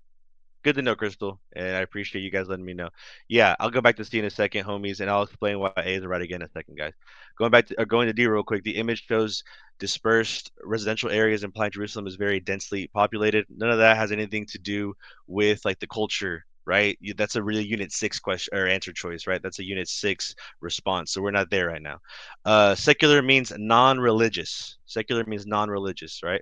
So real quick, going back to A, explaining why A is not correct. The image shows distinctive cultural areas that represent the 5 world religions. Again, you have to bring in concepts from your history knowledge and your religious knowledge, and you have to know Israel is not home to religions like Hinduism, Buddhism, right, and Sikhism. They're just not popular there. Jerusalem and Israel are home to religions like Islam, Christianity, and Judaism. Right? Without those 3 religions, Israel and Jerusalem aren't the historical important places that they are, right? And then re-explaining why C is correct. The image shows, the image indicates, same word, that Muslim and Jewish citizens live in close proximity to one another. That has you bring in your historical knowledge. In the foreground of the image, you see here on the right-hand side of the foreground of the image, you can see that is a mosque, right? That is a mosque. You can tell because of the dome shape. So going back to cultural landscape question, going back to our religious studies, you have to know what a mosque looks like in this context, right? And if you know anything about modern day Israel, you know it's primarily a Jewish country, right? A Jewish nation state. Going to some Unit 4 preview. So you really have to take into account all of these ideas into one question, right? And that's really difficult. That's why this is an AP style MCQ. You have to bring in some Unit 3 topics, some Unit 4 topics. You have to understand that D is wrong because it's a Unit 6 topic. We're not even talking about Unit 6 right now. There's so much involved in this question. It's a really, really major deal. All right. So I appreciate you guys letting me come in. Thank you, Megan, for letting me answer that question. Appreciate y'all's questions in the chat. Sorry about the glitch. We worked on these slides for like a month, and I hope they were set. We might have some problems in the future, so we do appreciate y'all's patience in that. All right, let's move on so we can knock out Unit 3 and we go to the cram quiz and we can get to Unit 4 because we only have an hour and a half. I want to make sure we get everything done tonight. All right, appreciate you guys. Okay, moving on to the next slide. We're almost done. Almost done. Unit 3 is so long. So you guys got this. Thank you for hanging in there with us. Fundamentalism and religious law. So fundamentalism is going to be a strict adherence to a religion's literal interpretation and traditional lifestyle as prescribed in its holy texts. So this can often enforce like a strict dress code, strict gender roles, and it also will often limit personal freedoms. Fundamentalism will weaken from the religion's origin or birth. So an example could be like Islamic fundamentalism is strongest in the Arabian Peninsula, but it's a little bit more weak in countries like Malaysia and Indonesia because they're just not as close to that hearth. Religious law. So Sharia, the Islamic legal system is going to be based on interpretations of the Quran. So it's going to be strongest in countries near the Islamic hearth, like Saudi Arabia and Yemen. And that's going to be creating theocracies. And theocracies are governments run by religious leaders based on specifically on religious law. So we're going to see there's going to be, for influence in non-theocracies, even non-theocratic countries show some influence of religion in their legal codes. So an example, like the blue laws restricting Sunday activities in the U.S., that's an example. Personal behavior as well. So religious beliefs often will guide personal behaviors like dress code, prayer practices, and even food restrictions. An example could be like dietary restrictions in Hinduism, like a no beef diet, and Judaism and Islam, where there's no pork in the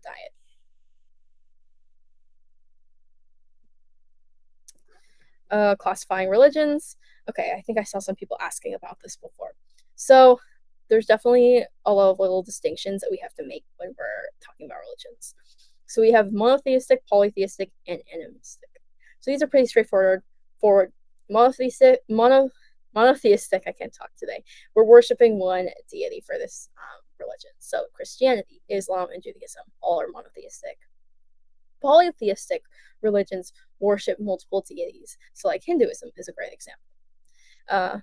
Animistic is the belief that inanimate objects possess spirits. So some indigenous religions have this belief. Ethnic versus universalizing. This is what I saw this in the chat. Ethnic basically means that it's mostly for like one people group and not actively seeking converts. So it's appealing primarily to a specific group and emphasizing cultural characteristics among their followers. And it's mainly going to be spread through that relocation diffusion, like basically migration. So then again, examples are like Hinduism and Judaism. Universalizing. These religions are actively seeking new converts, and they believe that their faith ultimately holds that universal appeal. And that's going to spread through expansion diffusion, which can be missionary work, and relocation diffusion, which is migration again. So examples of this are Christianity, Islam, Buddhism, Sikhism, and Baha'i. And Orthodox versus syncretic. So Orthodox, these religions are going to emphasize purity of faith and specifically resist blending with other religions. So that's going to include some Christian denominations. Syncretic religions are going to combine elements of multiple religions, and this can be seen in some indigenous religions.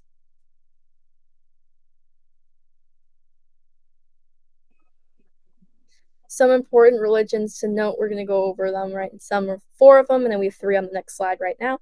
So Shinto, that's going to be an ethnic religion. The hearth is Japan. They're going to be they emphasize like honoring one's ancestors and the connection between people and nature. Buddhism is going to be a universalizing religion.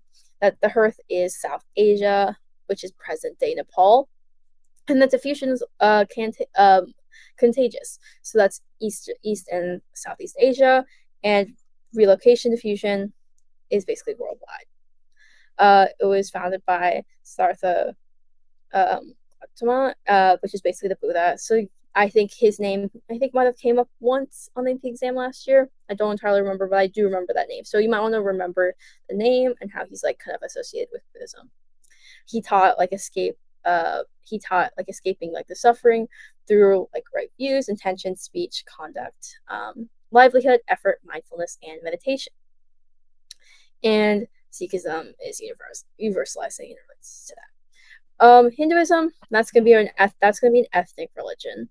It's very important for all these important religions that you can distinguish like ethnic versus universalizing. It's like a really big thing.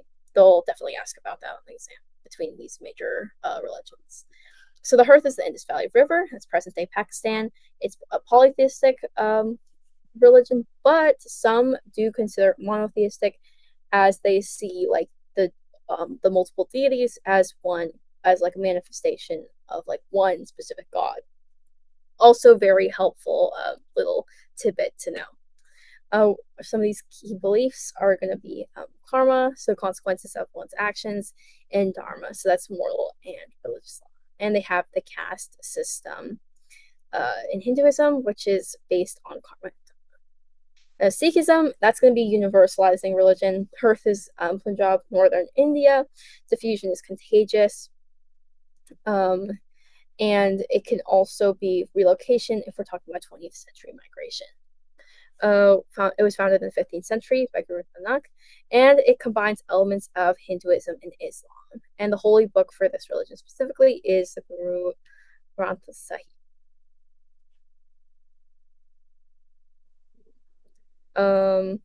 And those 3 other ones, Judaism, that's going to be an ethnic religion. So the hearth is going to be the Eastern Mediterranean and Southwest Asia. Diffusion for Judaism is mostly going to be relocation. That was forced by Romans around 70 CE and to the US and other countries through multiple types of relocation. Judaism is a monotheistic religion with one God, and their holy book is the Torah. It's good for these religions who do have their own holy book. It's good to know like which one is with which religion. They might ask about that. You never know. It's good to just have everything straight in your head. Islam, that's going to be universalizing religion. The hearth is Southwest Asia, which is present-day Saudi Arabia. The diffusion is going to be contagious through trade and conquest and relocation diffusion, which is worldwide, obviously.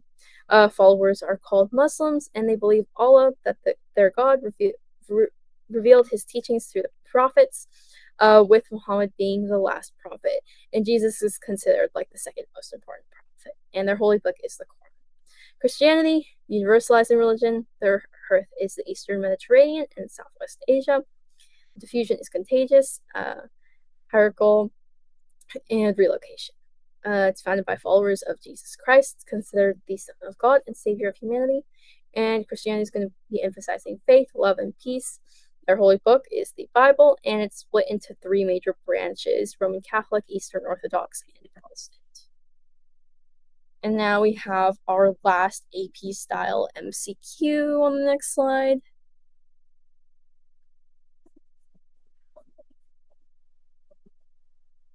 Hey, y'all, I'm back. 1 minute. Back because I love these religions so much. Let's talk about them after you guys have a minute to check it out. Got the poll up for y'all. Very good. Let's do it. 1 minute. So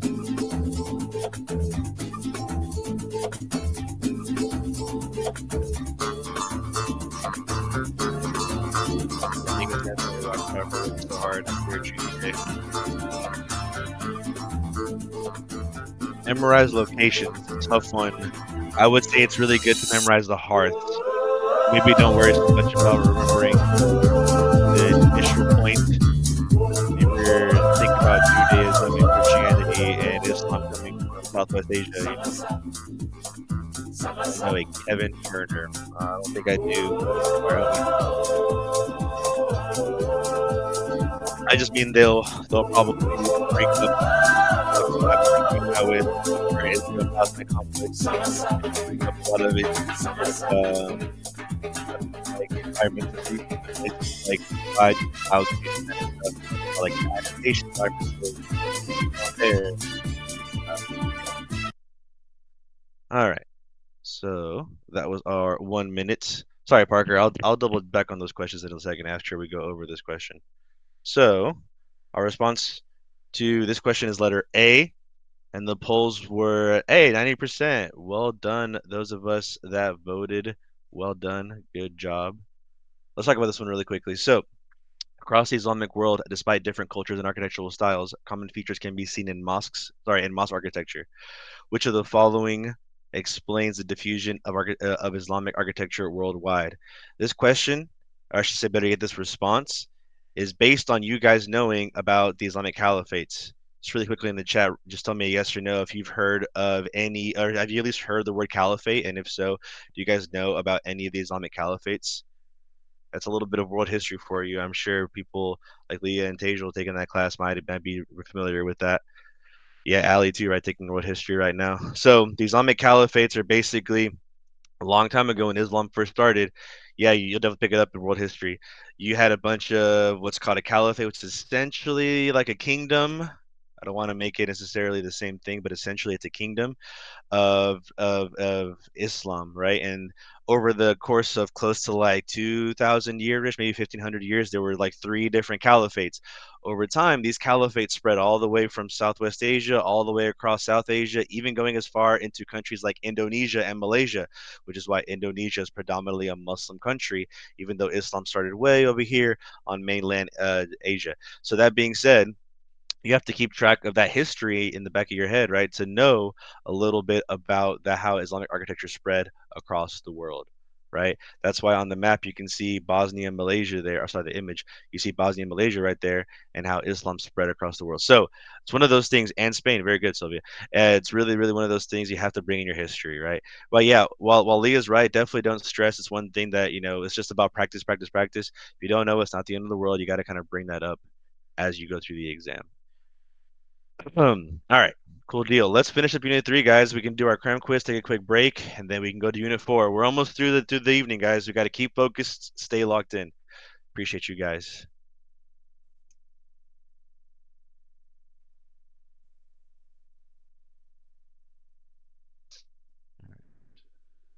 Okay, guys, I'm going to be taking over for the rest of the night, so let's go straight into topic 3.8, which is effects of diffusion. So your learning objective is going to be how to explain the processes of diffusion results in changes to the cultural landscape. but some essential things you need to know are acculturation, assimilation, syncretism, and multiculturalism.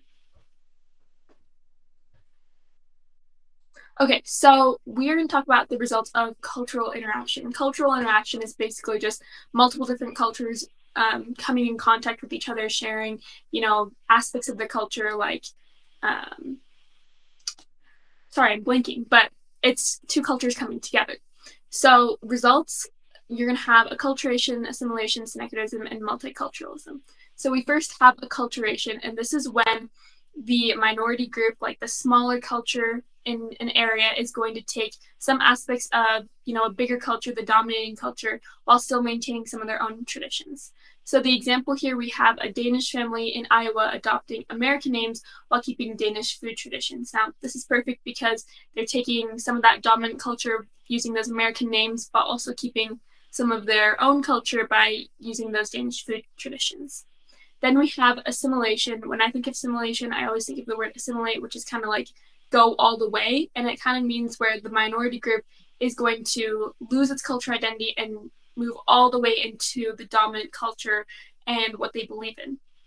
So example of this is grandchildren of Indian immigrants potentially losing language and daily food traditions, but maintaining religious practices. This is like super common. I know for myself, my grandparents are Indian, and a lot of the culture and aspects of it, I'm losing because I'm assimilating into American culture. While I have still some of those aspects, a lot of it is going to be gone. And obviously, complete assimilation is going to be rare. You're still going to have, some aspects of that culture, but most of the time, you're going to lose most of it.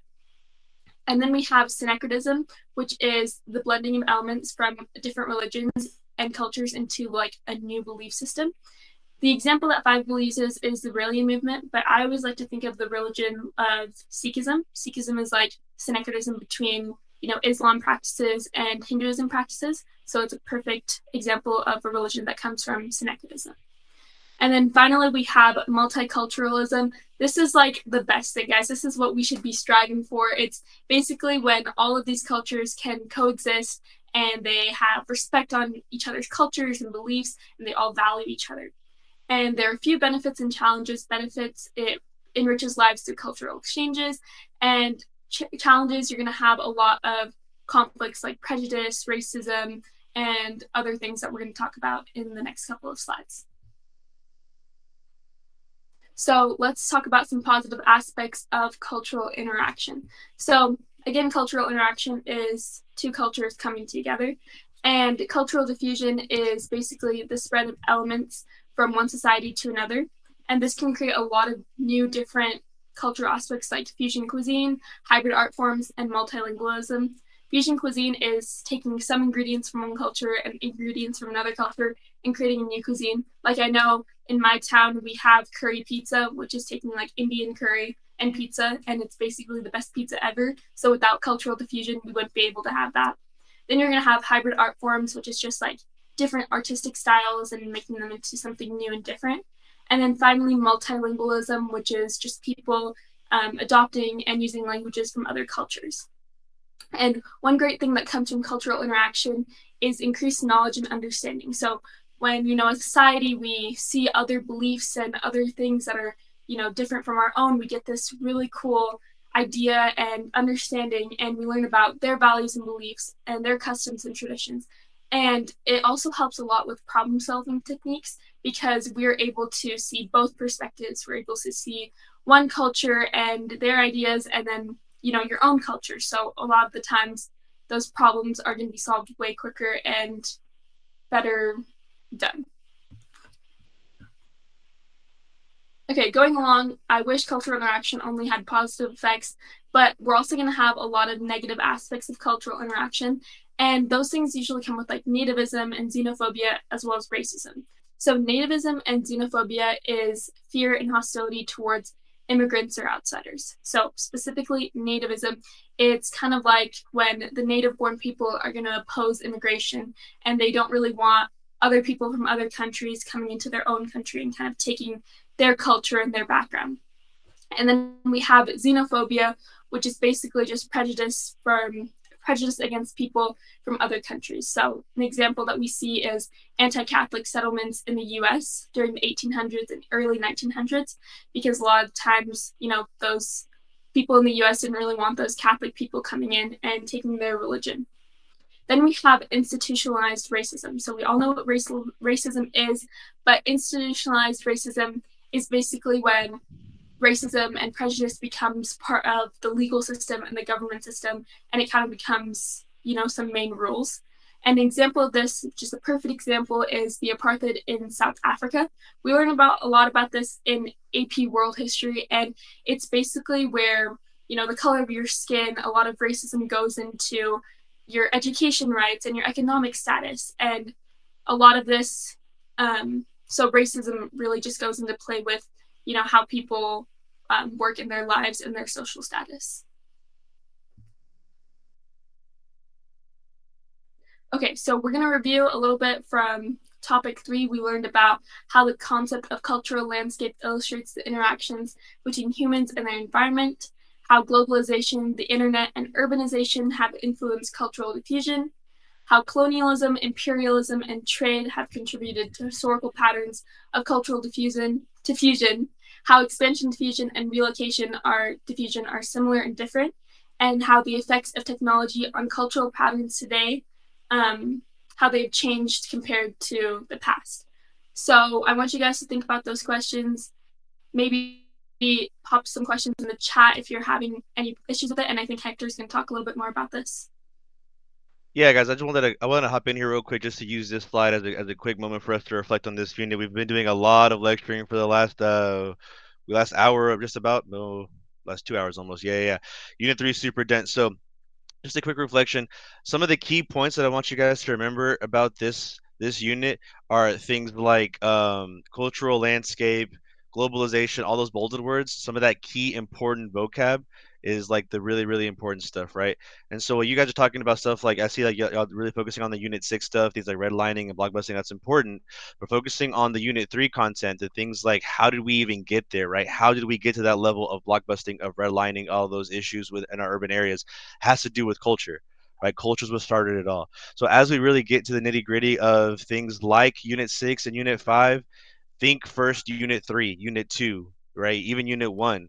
This is the foundation for that kind of stuff, right? So we won't spend too much time on this for sake of getting into the rest of our lessons, because we want to get to the all of Unit 4 before we end tonight. Unit 3 being so dense, if you guys have our slides open, you'll see Unit 3 is 70 slides and Unit 4 is only 30 slides. That's how dense Unit 3 is. So we're going to go ahead and do a small portion of our Unit 3 cram quiz just to review a little bit, just to kind of get some stuff going. And then we're going to jump into Unit 4, and we're going to make Unit 4, it might be a little bit quick, but we want to at least do our best to review that vocab, review those content areas, right? So I'm going to go ahead and I'm going to start up our Unit 3 cram quiz. Let me quit sharing our slides, and let me start sharing our Unit 3 cram quiz. That should be the correct one. Here we go, Unit 3 cram quiz, perfect. So right here at the bottom of your screen, where it once said find your slides and cheat sheets, it's now going to say Unit 3 cram quiz. That should be the correct link. Or if I zoom in a little bit, this should work because I know how to use technology. You should be able to scan that QR code. I'll zoom back out just so it's not so tight on that screen. But you should be able to scan that QR code with your phone. We're going to do our Unit 3 cram quiz and get that started. Again, we won't be able to spend too much time on this because we want to be able to get, and we will do a short break after this, Aaliyah, just to give you guys a quick stretch. We needed to, right? We've been sitting down with you guys. We've been doing a lot of talking with you guys. I want to make sure we get a quick break in as well. We'll put the link in the chat for you guys. Give me 1 second to copy it one more time. And here's the link really quick. Hey, thanks, Tejal. Appreciate you for doing that ahead of me. Cool deal.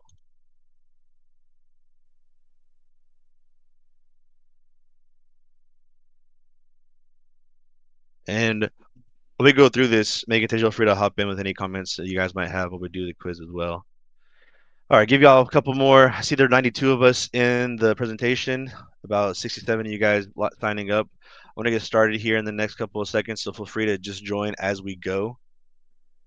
Let's zoom back out just so, again, it's not so tight on the screen, but feel free to zoom back out as you need to. Actually, I think that should be good. So the question's not I so think small. I also just saw a comment like maybe earlier like talking about watches and stuff for the exam. Yeah. It definitely helps to have an analog watch. So that's just a normal watch that's no like digital anything, just like the one that has like the classic clock face on it with the actual clock. um that There we really go, guys. helps because I remember when like my first year taking an AP exam for some reason my school, oh sorry. Oh, you're good. You're good, Megan. You're perfectly fine. I think you're absolutely right to bring that up. Yeah. It's really But my important. school, yeah, my school for my first AP exam I took AP Spanish, and they didn't have a clock in the room, so like no one could tell where we were. But luckily, I had a watch, so just in case your school doesn't provide a clock, and it's also just good to have, so you don't have to keep looking up because they'll often have like a projection of like a clock or something. But like, it's helpful to have your own little watch just in case, and it's also good if any of you are planning to take like the if any of you are planning to take the SAT or the AACT, you're also going to want a watch because they often might not have like the time always available to you. Remember, we can't hear the music. I even had volume up all the way. So sad. All right, let's go ahead and reveal the answer. I know we're not all answered yet, but I want to make sure we get some questions in before we take our break. So I'm going to reveal the answer. 3, 2, 1. So what is likely to happen when two societies with distinct languages interact frequently? Development of Pigeon language and Creole languages. Very good, guys. Very good. This was a little bit of an easy one, right? If you look at the answers, it doesn't really make sense to pick some of the other ones. Respectfully, the conflict of land use is probably the second best choice. I can't blame you for picking C. But B and D doesn't really line up just quite yet. A being the most apparent is a good job. Is a good choice. Well done, guys. All right, let's go on to the next question. Hey, there's the music. Wonderful. We just went over that vocab word. Went over that vocab, right? Assimilation. What does that mean? What does that mean? Is it the same thing as acculturation? I don't know.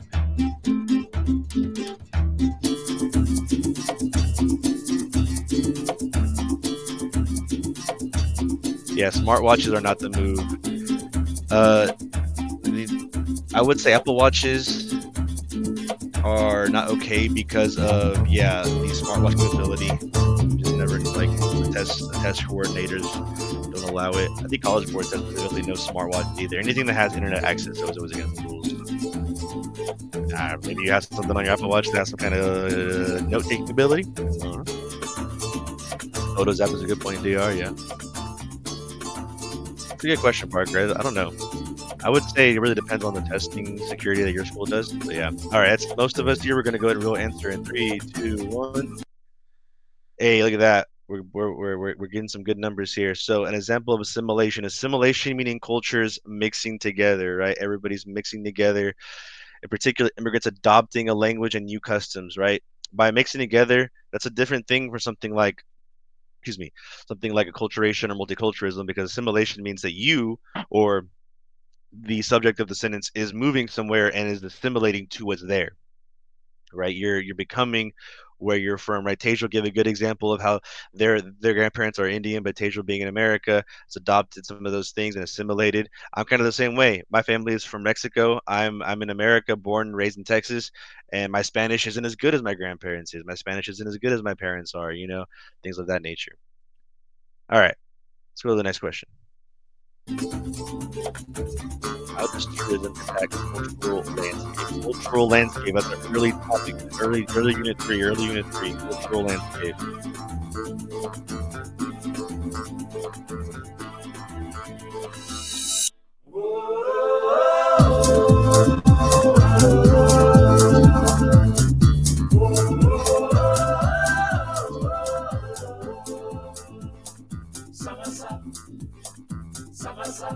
I haven't taken this one, so or at the end of the quizzes really, but I'm checking this to make sure if I get it right. I'm gonna tell y'all now, I'm wrong. But my vibes are leaning towards letter probably A.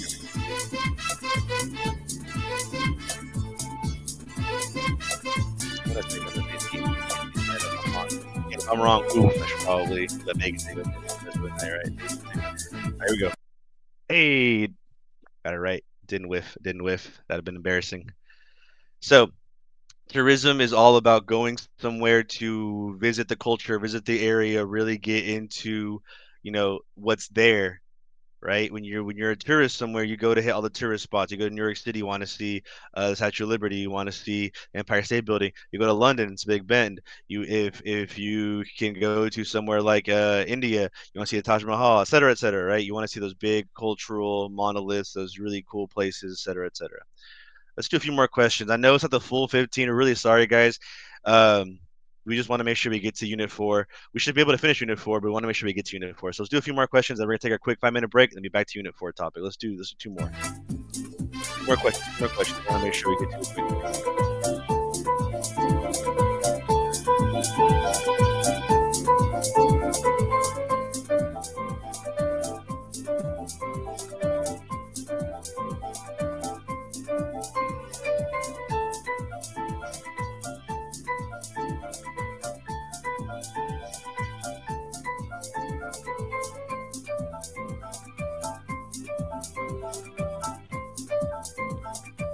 Most of us have responded. Gonna go ahead and by the way, y'all are answering really quickly. That's awesome. Timing is a big part of this. I'm gonna say this every night. We do these quick quizzes.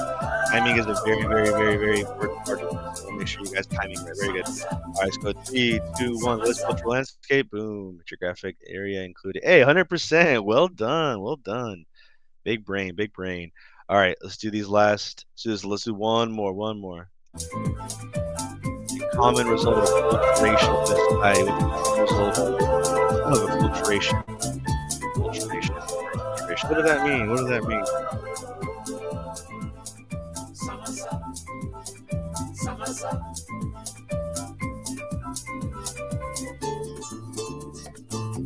That's tough, Midnight. That's tough.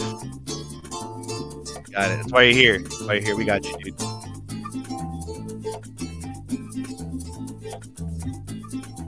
Some of you guys talking about FRQs. We're going to spend a good chunk of our last night reviewing FRQs, probably a little bit of our fourth night as well, just depending on how much we give to Unit 7, how long that takes us.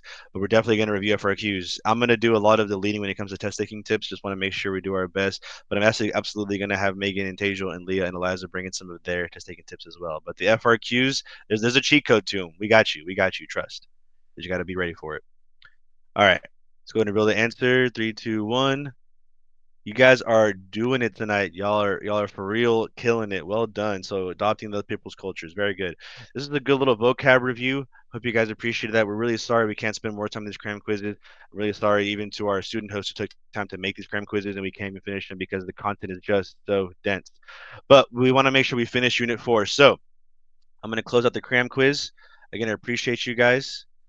And we're going to switch back to our slides. And see this to be the right one. Uh-oh, that is the wrong one. Same slides, but I want to share a different screen. Hey, there we go. That's the right one I want to share. So we're going to do a quick 5-minute break. Everybody go get some water. Everybody go to the bathroom, get a snack. When we come back, we're going to hit Unit 4 really hard. We want to double check and finish it. It's only 30 slides, but we want to make sure we get all the content to you as soon as possible, right? Be right back, everybody. Appreciate you guys.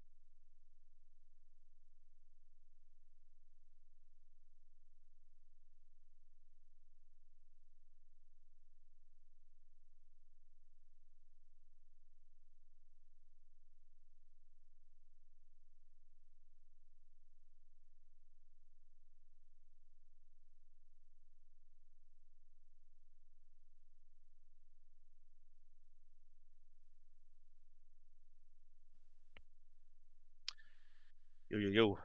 What's up, y'all? All right. So we're back. We're back. We are going to run through some Unit 4 content with our homie Tejal leading the way. Me and Megan will be here in support, just like last time. But there won't be anything super different other than timing, right? I mentioned how Unit 3 was super duper dense, and so we had to spend a lot of time there. Shout out to Megan for powering through all that for real. But Unit 4 will be a little bit shorter, and so we should be able to get it done in time. We might just not get to the cram quiz like we want to, right? But that being said, the content is like a big chunk of this class, right? That's something that we've been hammering home a lot through this meeting, and our last meeting is the vocab, the theories, all that stuff. There's so much to cover. So the content, in my opinion, as a teacher host here, that's the biggest deal. So anyways, let's go ahead and get through Unit 4, right? Appreciate you guys staying focused. You guys have been awesome in the chat. Your questions have been engaging. You guys have been helping one another with content questions. You guys have been providing resources with one another. You guys are awesome, super helpful. Also, yes, shout out Mr. Sin. That dude rules. I would give my students him as a teacher. I constantly recommend him for real. Anyways, Tejal, take it away. Okay, guys, we're going to go straight into Unit 4, which is Political Patterns and Processes. It's about 12 to 17% of the exam, so just make sure you're taking your notes and staying focused. Okay, so topic 4.1 is the essence of political geography. So political geography is a study of the spatial distribution and political organization of the world, and it talks about boundaries, relationships, and international organizations. And the next kind of topic is going to do a lot of vocabulary, so get ready for that.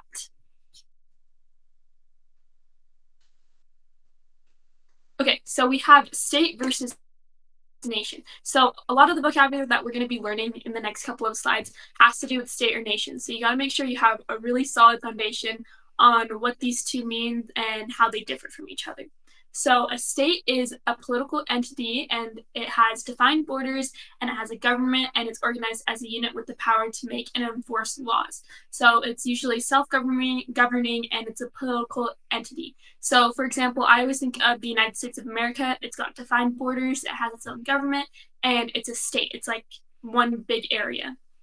And then you have a nation, and a nation is different from a state as it's a large group of people rather than an actual physical area with boundaries. So a nation is a group of people that share some sort of common characteristic like language, history, culture, and their identity.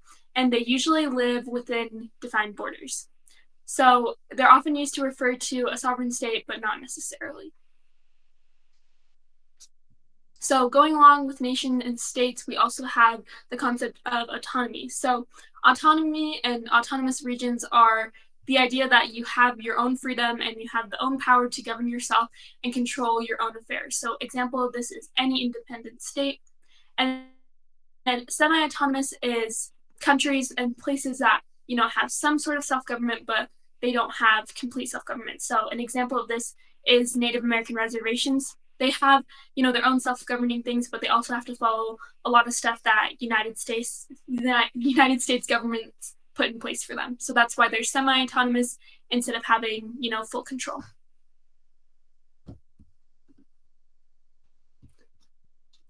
Then we have state versus nation. So we have a lot of examples, of states versus nations. So for states, we have the United States of America, People's Republic of China, the Russian Federation, Federal Republic of Germany, United Kingdom of Great Britain, and Northern Ireland.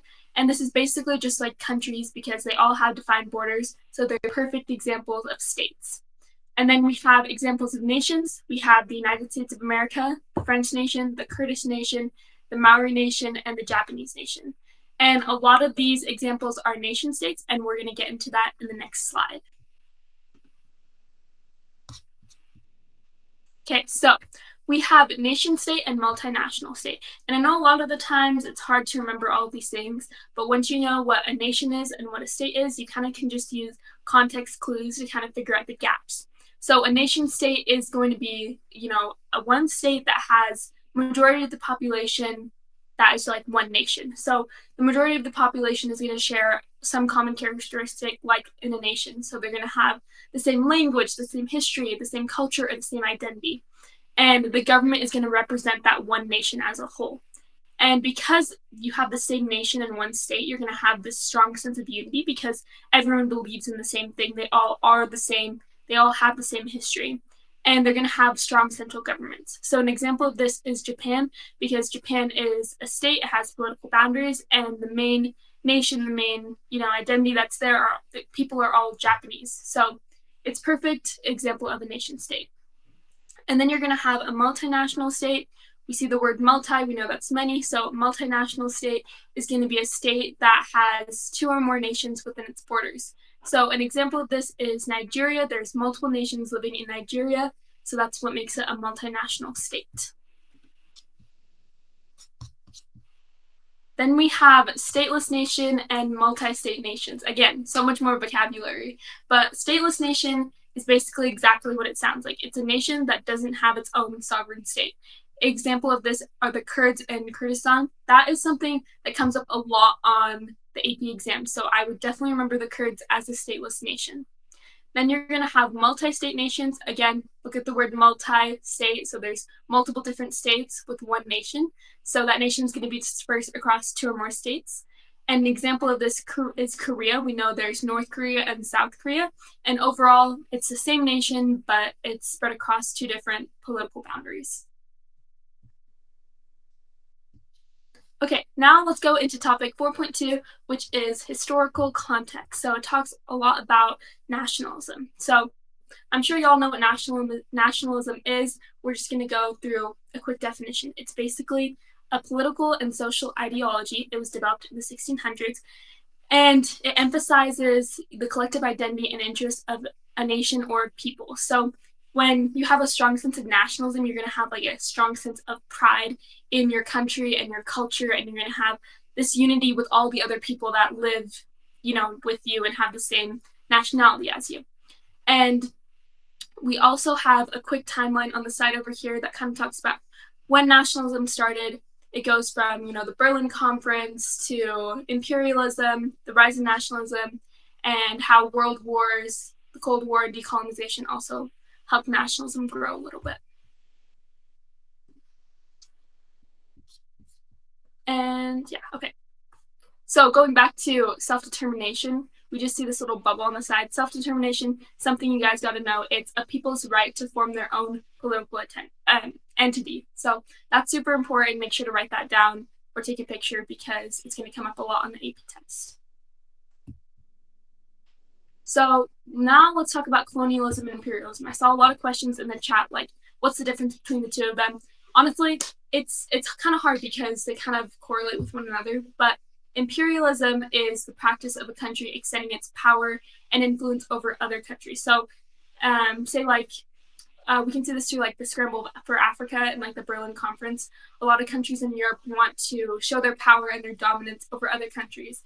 So they do that by using military force, economic coercion, or cultural domination. Now, colonialism is kind of the same thing, but it's the practice of maintaining colonies and establishing colonies in parts of the world. And they usually do this for economic exploitation, cultural assimilation, or political control. So imperialism, I'd always think power and influence, and then colonialism, just think of multiple different colonies in an area.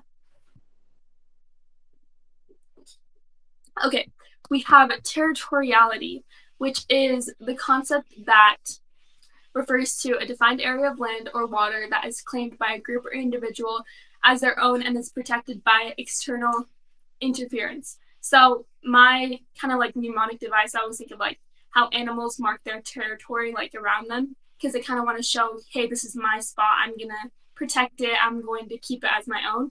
And countries do this with their areas of land or water, and they're going to protect it from other countries that are trying to come and take it. So that's what territoriality is. Okay, so political power. So political power refers to the ability or capacity of a government, leader, or organized group to influence, control, and manage public policy and affairs of the state. So if you look to the right, we have a little Venn diagram of like hard power, soft power, and smart power.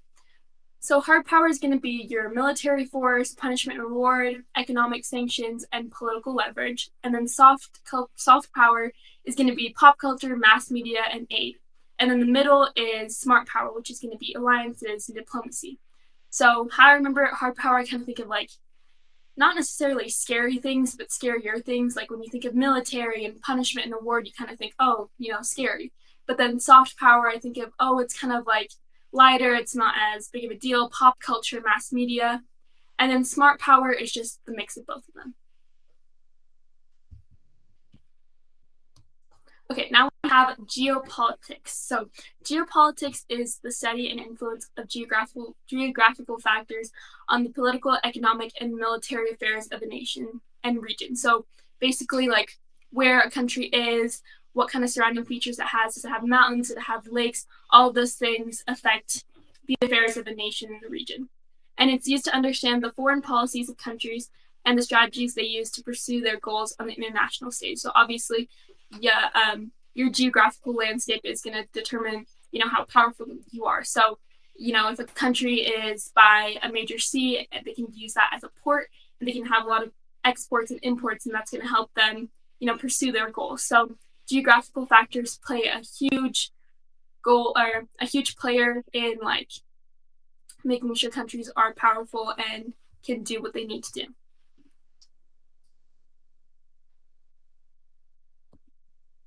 Okay, so going along with geopolitics, we have three main things: neocolonialism, shadow belts, and choke points. So neocolonialism is the use of economical, political, cultural, or other pressures to control or influence other countries, especially former colonies. So, a lot of European powers have a lot of control and influence over some places in Africa due to the Scramble of Africa, Berlin Conference. They still have a lot of influence even after former colonies. Then you're going to have shadow belts, which are groups of politically and ethnically fragmented states located between larger, more powerful states. An example of this is Vietnam during the Cold Wars, that going along with like proxy wars and all those kind of issues. And then you have choke points, which is narrow, highly strategic geographic passageways that restrict passage from one region to another. And an example of this is the Strait of Hormuz. So choke points play a big role in the power and influence of a country. So whichever country or region has, control over that choke point, they're going to have a lot of say in what's going on.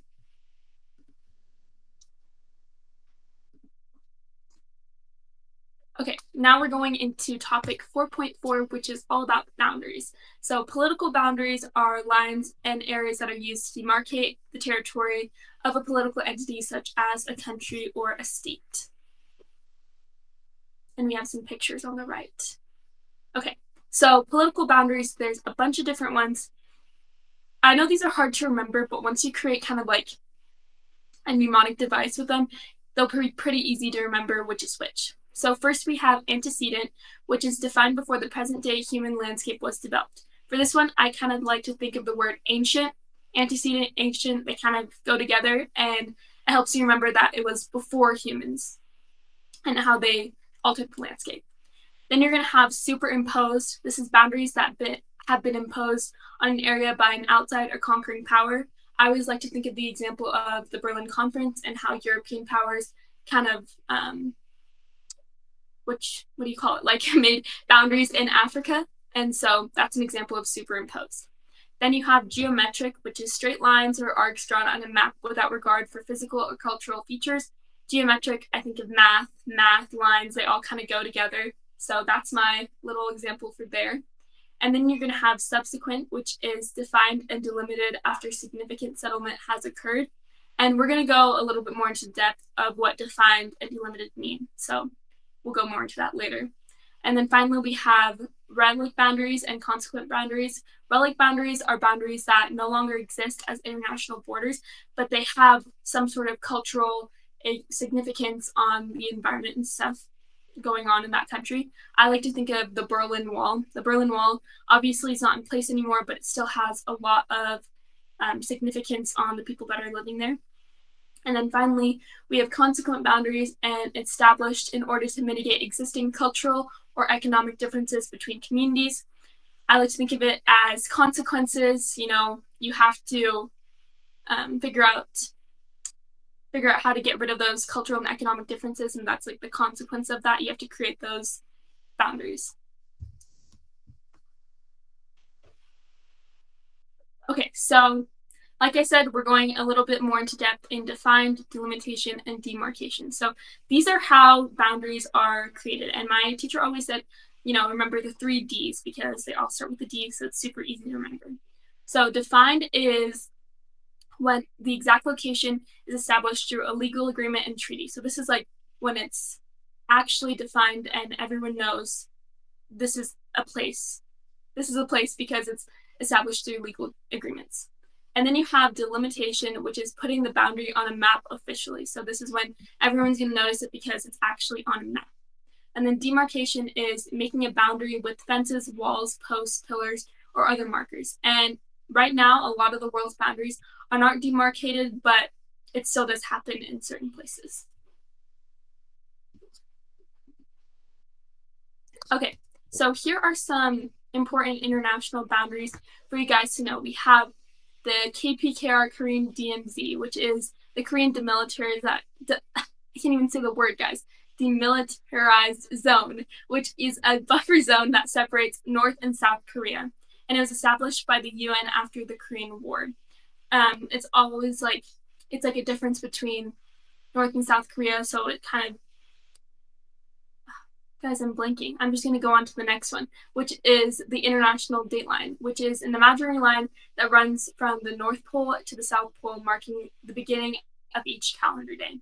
And then we have the Mexico-United States border, and it's 1,951 miles long, and it's the busiest border in the world. Runs from the Pacific Ocean in the west to the Gulf of Mexico in the east. So a lot of these are really important to know. I think the one I learned about the most and I use on my AP exam was the Korean Demilitarized Zone, the DMZ. So I would definitely remember that one.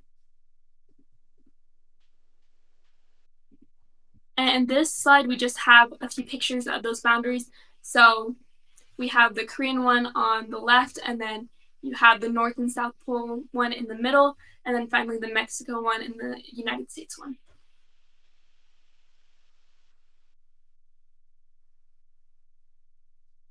Okay, so now we have types of boundary disputes. So a lot of the times when you have a boundary between 2 countries, you're going to have a lot of disputes over the 2 different countries in the area. So we have definitional, operational, allocational, and locational. Definitional is centered all on legal issues. And then operational is going to be on how a boundary should function, like what the boundary should be doing. Allocational is conflict over stuff. And this stuff can be oil, gas, seafloor, bridges, and water. A lot of it is going to be natural resources.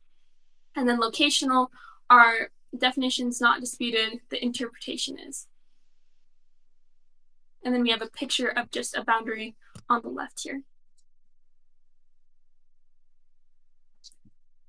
Okay, we're getting close, guys. We're at topic 4.5, which is impact on people of political boundaries. So we're going to talk about migration, regulation, cultural exchange barriers, or facilitators. A super important vocabulary term to know is irredentism. We talk about that a lot in the next couple of slides. It's a political movement or ideology that seeks to reclaim and incorporate into a country territory that is seen as historically or culturally linked to that country, but which is currently controlled by another state. So simple definition, it's basically when like a minority country wants to separate or come into another country's territory because they have a lot of their own cultural significance in that state. Okay, so let's talk about the economic implications of political boundaries. This is going to be your trade agreements, your economic unions, or your blocks. So boundaries are all about economy and resources. Resources being like environmental resources, like what's going on in the environment, what are those natural resources? And a lot of these resources come from the ocean as well. That's a really important thing to know.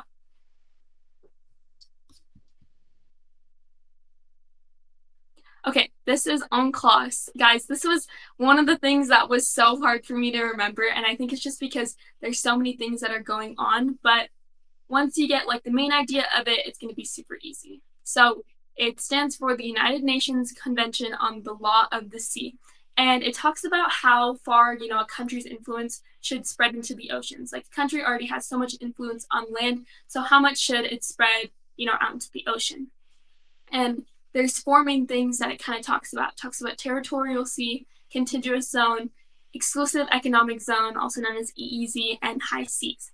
So territorial sea is 12 nautical miles of full sovereignty. So that means that, from the land, from the country itself, those first 12 miles, you're going to have full control over what they want to do. And then you're going to have your contiguous zone, and this is limited sovereignty up to 24 nautical miles. So what it means by limited sovereignty is you're going to have, power over immigration and customs. And then you're going to have your exclusive economic zone, which is basically saying, like, within the 200-mile nautical radius of the country, you can explore, extract minerals, and manage those 200 miles. And then finally, we have high seas. So anything beyond the EEZ, anything beyond those 200 miles is open to all states, and all states, can have some sort of power and influence over it. So this is just a quick picture of how the UNCLOS works. So you're going to see your territorial sea, which is 12 miles, and then your second longest arrow is going to be your contiguous zone, which is the 24 miles. Your exclusive economic zone is going to be that 200 miles, and then beyond that is going to be your high sea. Okay, we're getting into 4.6, electoral geography. I saw a lot of you guys talking about gerrymandering. Gerrymandering is, awesome, so we're going to talk about that. The key concept is elected officials are designated to define districts with distinct boundaries called the voting districts.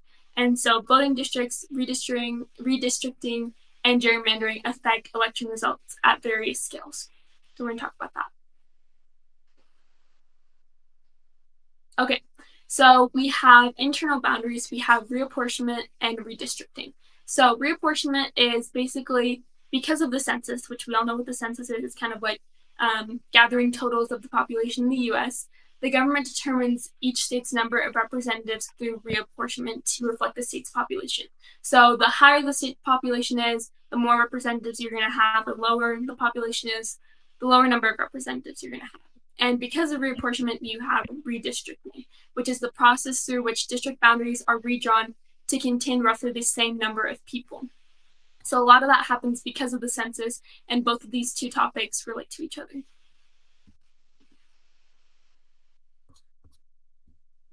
Okay, now we have gerrymandering, everyone's favorite thing.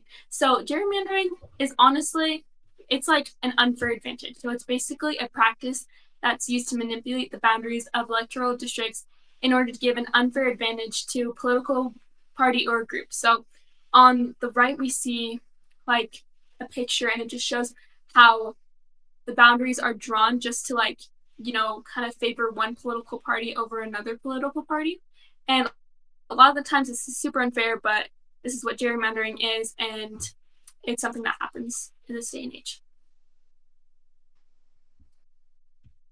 Okay, so now we have political landscape. So a lot of regions have different issues and priorities. Example of this is the urban-rural divide, which is basically saying urban areas and rural areas have different point of views on, how they should rule.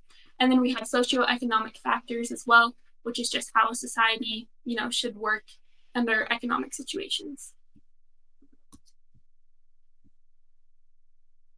Okay, now we're going into topic 4.7, which is governance systems. So we first have federal states and then unitary states. Federal states are locally based, and they have smaller governments, and they don't have one big huge government like unitary states. You're going to have federal governments and a bunch of different ones that are kind of governing themselves in this one big country. So the perfect example of this is the USA. We have 3 different forms of government, and we're all comprised of smaller federal governments, or smaller governments and then one federal government. And then unitary states, they're going to have one centralized form of government. So I always think of unit as one. So unitary states always have one, and they're really centralized. And an example of this is France. They have a unitary form of government, and it's super centralized.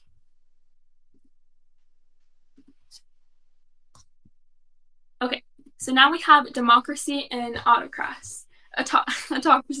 So democracy is basically the idea that the people should have a say in the decisions that a government makes and how it affects their lives. And sometimes that can be directly, like I can have a say in what the government does, but other times it's through elected representatives, and that's why people in democracy vote for who they want to be speaking for them. And then autocracy is, guys, I just can't pronounce anything today, but y'all know what I mean. So it's basically a form in which one person or group holds absolute power. And Hector, you're trying to say something, or are you good? Nope, you're good. Oh, okay. It's basically saying that this one person is going to make all the decisions, and the people aren't going to have any say in what's going on in those decisions about the government.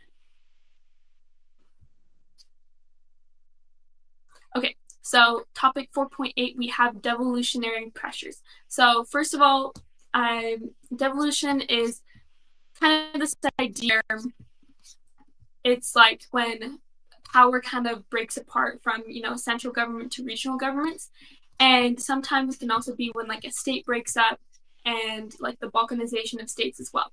So a lot of the times there's a bunch of different pressures that cause states to go into these devolutionary factors. So we have physical geography, ethnic separatism, terrorism, economic and social issues, and irredentism, which we talked about before. So physical geography can cause isolation due to natural features. An example of this is Taiwan and China. So physical geography, if you have a mountain separating between these two areas or a big ocean, obviously there's going to be some sort of devolution. Then you're going to have ethnic separatism, which is when there's a minority group, or when there's a minority group in a dominant culture, and so those minority groups are going to fight for independence. Then you have terrorism, which is organized violence, and it's usually for some sort of political goal. We have economic and social issues, and this usually happens because a lot of people in the area have different languages, cultures, religions, or economic disparities, which means there's a lot of poverty, and there's a huge economic and money divide between two areas.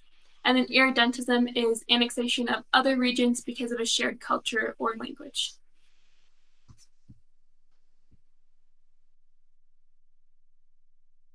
Sorry guys, there's a fly that keeps on buzzing near my ear, so I need to get it out of here. Okay, so 4.9, we have challenges to sovereignty. So we know sovereignty is kind of the freedom to rule your own government, a country's ability to rule and have power.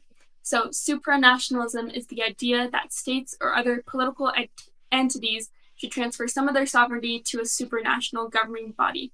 So supranational organizations, just a quick reminder, it's kind of when a bunch of countries come together and they create this organization to address common challenges and achieve shared goals. So an example of these supranational organizations, we have the European Union, NATO, USSR, United Nations, African Union, and the Arctic Council. And here's some just quick images on how these supranational organizations are set up throughout the world.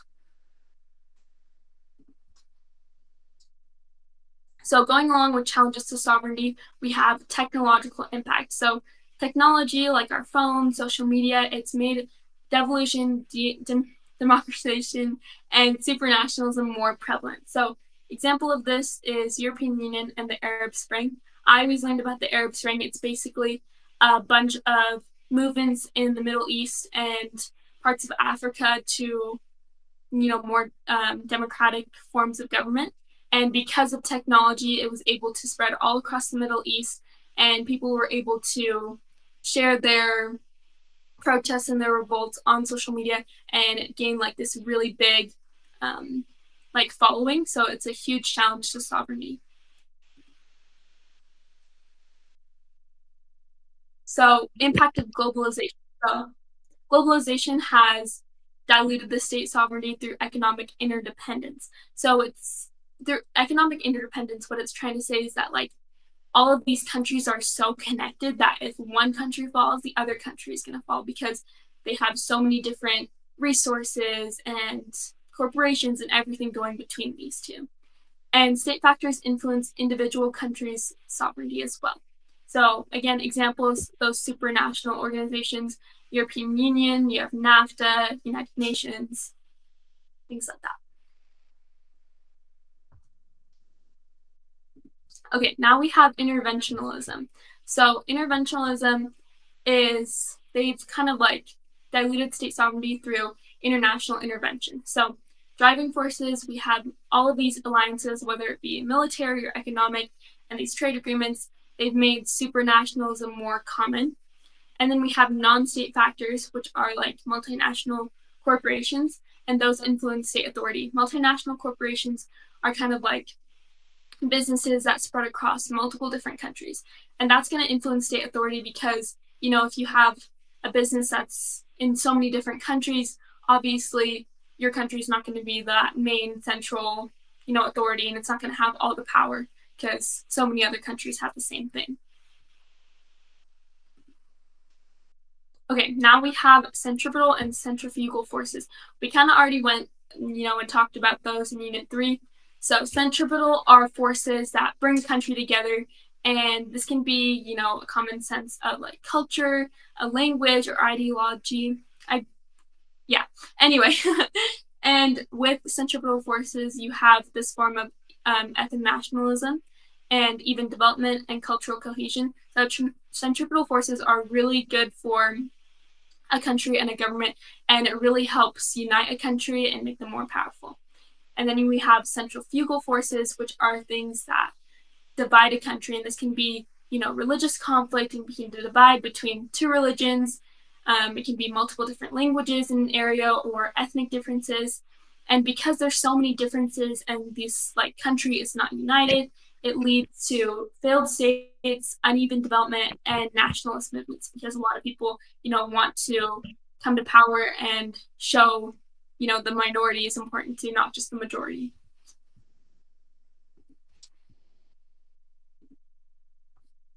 Okay, so going on with some effects for centripetal forces, it can lead to either nationalism or a strong national identity, like a really strong sense of nationalism in your country and what you do. And it can also bring a suppression of regional identities.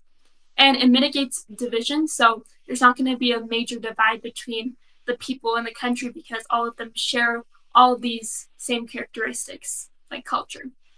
And in centrifugal forces, we're going to see a lot of devolutionary pressures. It's going to lead to the decentralization of power, challenges to sovereignty, and uneven development. And you're going to have strong regional governments and a lot of independence movements.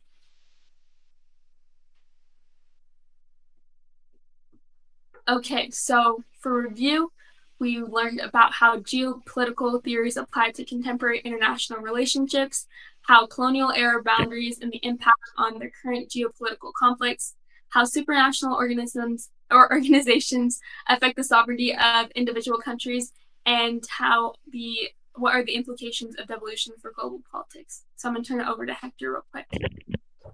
Hey, thank you, Tejal. Appreciate you. Hey, guys, we made it to the end of Unit 4 content. That was a crap ton of material in just 30 minutes.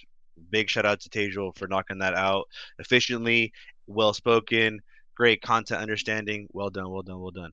So, while we get the Unit 4 cram quiz ready for y'all, I'm going to post it here as what we call on our end call to action. On y'all's end should be just this really cool button. Go ahead and share my screen for that too. I want to take a moment to respond to some of y'all's questions you had in the chat that we just couldn't get to earlier. So here's RNC, y'all are joining. Appreciate you guys. Y'all are awesome. A couple of things. First of all, things like balkanization, things like devolution, those vocab words are super important. I want to reiterate, balkanization is a form of devolution that refers to not only that peninsula in Europe, right, the Balkan Peninsula, but also refers to specifically the breakup of a country into separate countries like that. Devolution is the process in which that kind of starts and things of that nature, but it's yeah, they're separated in that regard. Going into some of the Q&A questions I saw, things like, for example, what is the definition of irredentism? It is the process in which a country wants its territory back because of historical or cultural reasons. Hang on, music is not playing right now. Bummer. Going into some other questions, I saw things like who actually draws the voting districts. In the United States, the voting districts are drawn up by the state government. And so gerrymandering is a process in which the state government or federal government oftentimes will manipulate voting districts in order to basically take control of that voting district with different manipulation tactics. There's specific ways to gerrymander. It's unlikely you'll see just specific vocab like that, but there are specific ways to gerrymander. An example of an autocracy could be somewhere like the Saudi Arabia kingdom, right? It's a kingdom. It is one person in charge.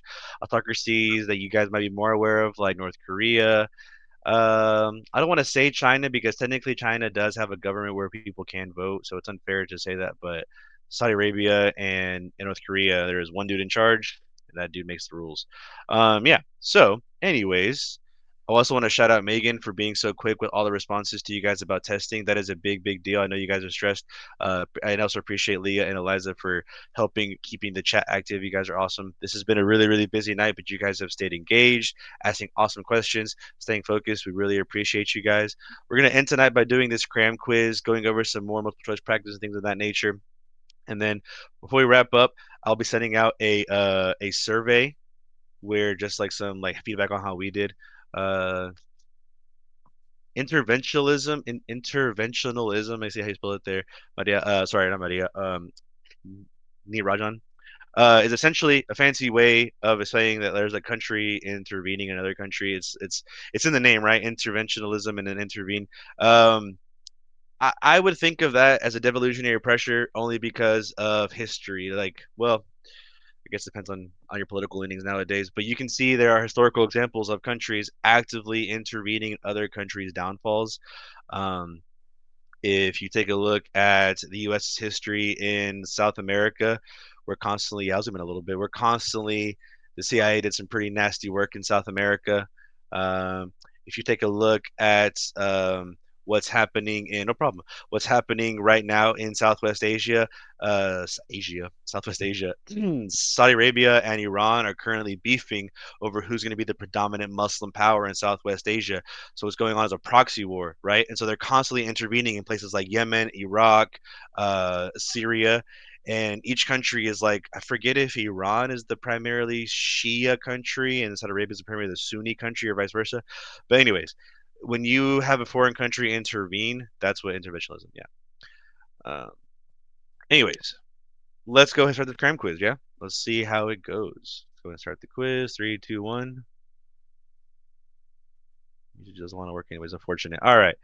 What country serves as an example of a unitary state? Unitary state meaning a government is in charge top to bottom. Top to bottom.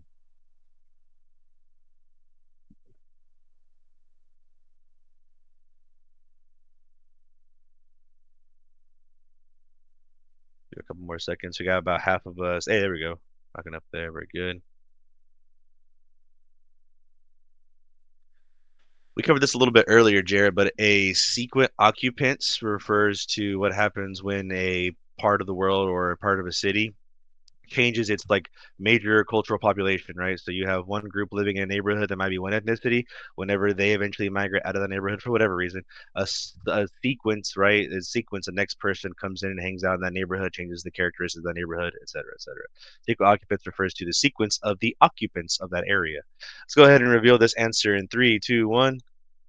AW, France. So this might come as a shock. I don't want you guys to associate unitary with a dictatorship or autocracy or anything like that.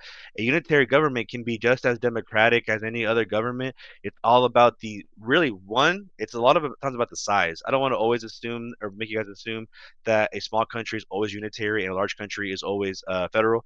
But a country like the size of France that's small enough to where Paris can play a lot of influence on the whole rest of the country, then France is that, right? Brazil, United States, India, super large countries and have these smaller sub-states, what we call them, right? That have a more political independence, right? Hey, it's all right, Parker. One question is not going to kill you, right? In fact, a lot of y'all have been saying this in the chat, but even hey, there's the music.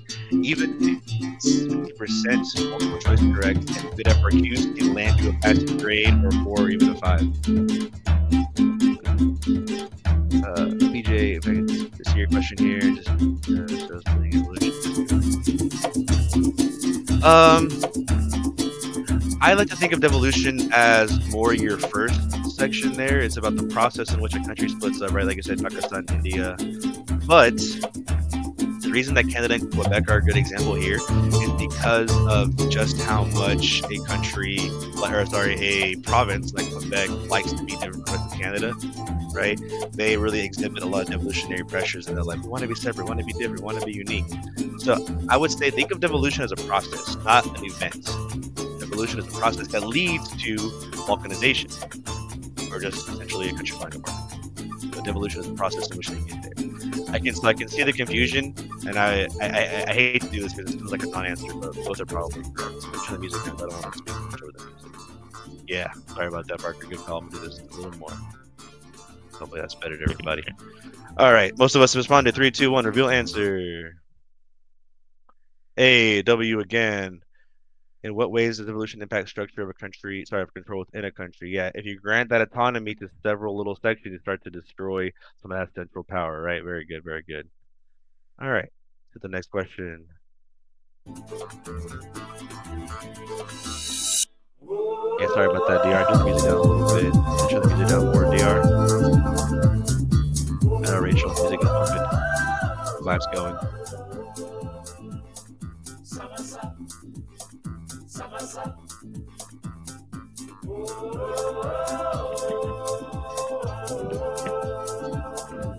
Which political system exemplifies the decentralization of power, decentralizing that power? If unitary was about putting the power into one place, right? Like France has Paris, the United Kingdom has London,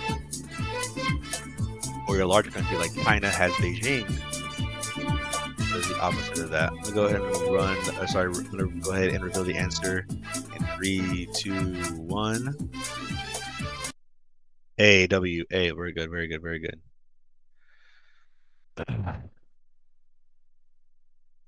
All right. Nothing really to add to that. I appreciate that you guys can think about something like B, C, and D. I can understand where that comes from, right? If you decentralize power, you might think about, well, power is not coming to everybody. It's not for everything, blah, blah, blah, right? But definitely think of the vocab here. Central power means in one person. Uh-oh, that was scary. But we got power back. We got connection back. But centralized power referring to one person, right? Decentralizing, separating it, federal. We already answered this question, so I'm just going to reveal their answer again, and then I'm going to go to the next question. All right, here we go. Question 4. What kind of thematic mapping technique would be useful to compare the total votes received by 2 major political candidates across different countries? This is a useful idea because, useful question, pardon me, because it's asking you to bring in some Unit 1 content and some Unit 4 content. And even though we're going to refer to these questions as trivia style questions, these are very specifically designed with the high level vocab, which is important. Excuse me. And also, it's a very unique question because, pardon me, it's forcing you to come up with 2 topics. It's a really big deal for AP questions. These questions are going to force you to come up with multiple ideas at once. I saw your question there, Zaid, about if we're doing this the whole time. We'll probably start a little bit towards the end, just before it gets to our last hour, our last couple minutes, because I want to be able to share some surveys with you guys and some resources I'm working on. They're in the process of, being built, but I want to give you guys as early as possible some resources regarding multiple choice practice and FRQ practice and some resources to do a little extra studying. So I got you. Yeah, Leah, I will explain it in once we reveal the answer in 3, 2, 1. So let's discuss this question really quickly. Thematic map. Think back to Unit 1. We discussed this a little bit yesterday. Thematic maps are maps that show you data based on some sort of information, right? A reference map is normally 99% of the time it's a political or a physical map. Okay, so thematic map. That means we need to think of some sort of reference picture, right? So all 4 of these are thematic maps. Proportional symbols, flow line, graduated symbols. I've never seen that word. Not gonna know what that word means. Not gonna pronounce it correctly. Arithmetic, maybe. Who knows? Anyways, thematic map using comparing total votes received by 2 major political candidates across different counties. Pardon me, counties, not countries. Pardon me earlier. Counties. Graduated symbol refers to a symbol that has a longer length, or I should say a taller length, to show more data. Very similar to letter D. I can understand why you guys might have thought D. D is probably the second best choice here, and I can definitely get that, right? Really quick to answer some other questions you guys might have. A dot map might be a useful thing here, but I don't think that would be really useful because dots represent individual data points, and just cramming a bunch of data onto one county and then versus the other county might not be really useful. The flow line map is a map that shows you guys data based on an arrow and a line. The larger that arrow and line, the more data that moves. The smaller that arrow and line, the less data that moves. Oftentimes it's used to show trade or migration. Flow line maps are used to show weather patterns a lot of the time. Weather patterns, kind of if you're watching the news ever and you see the weather, you see like this little flowy line is really red. Some heat wave is coming. That's a flow line map. Okay. Anyways, I can appreciate the confusion here. This is a tough one. Not only are you bringing in two separate contents, but it's asking you to remember a bunch of different kinds of maps. That's a difficult question. I can understand the confusion there. Next question. What type of political boundary is formed as a result of conflict or war? This is a tough one because I can tell you right now. So there is a difference between we're thinking of this question or the previous question. BJ, I'm sorry. If you're thinking about the previous question, the symbols are different because they're bigger symbols. As a graduated symbol is taller. Larger symbols, taller symbols.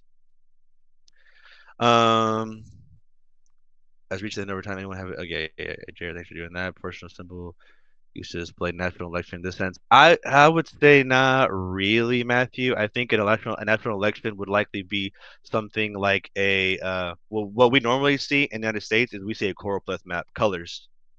Blue for Democrats, red for Republicans is what we see in the United States a lot. In this map, yeah, midnight. This one is definitely A or C. Sorry for spoiling it for anybody who picked B or D. I'm super sorry, but A or C is one of the correct answers here. Sahasra, I'm sorry about the confusion. I'm happy to help you guys out a little bit towards the end. I'll stick around just a little bit later. Let's go ahead and reveal the question or the answer in 3, 2, 1.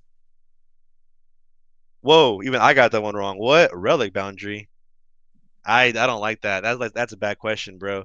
Relic boundary means an old boundary, right? And so this one straight up is C, bro. This is a bad question, bro. Respectfully, this is a bad question. Every other question we've done tonight, I've been super into and I like it. This question, not a fan of.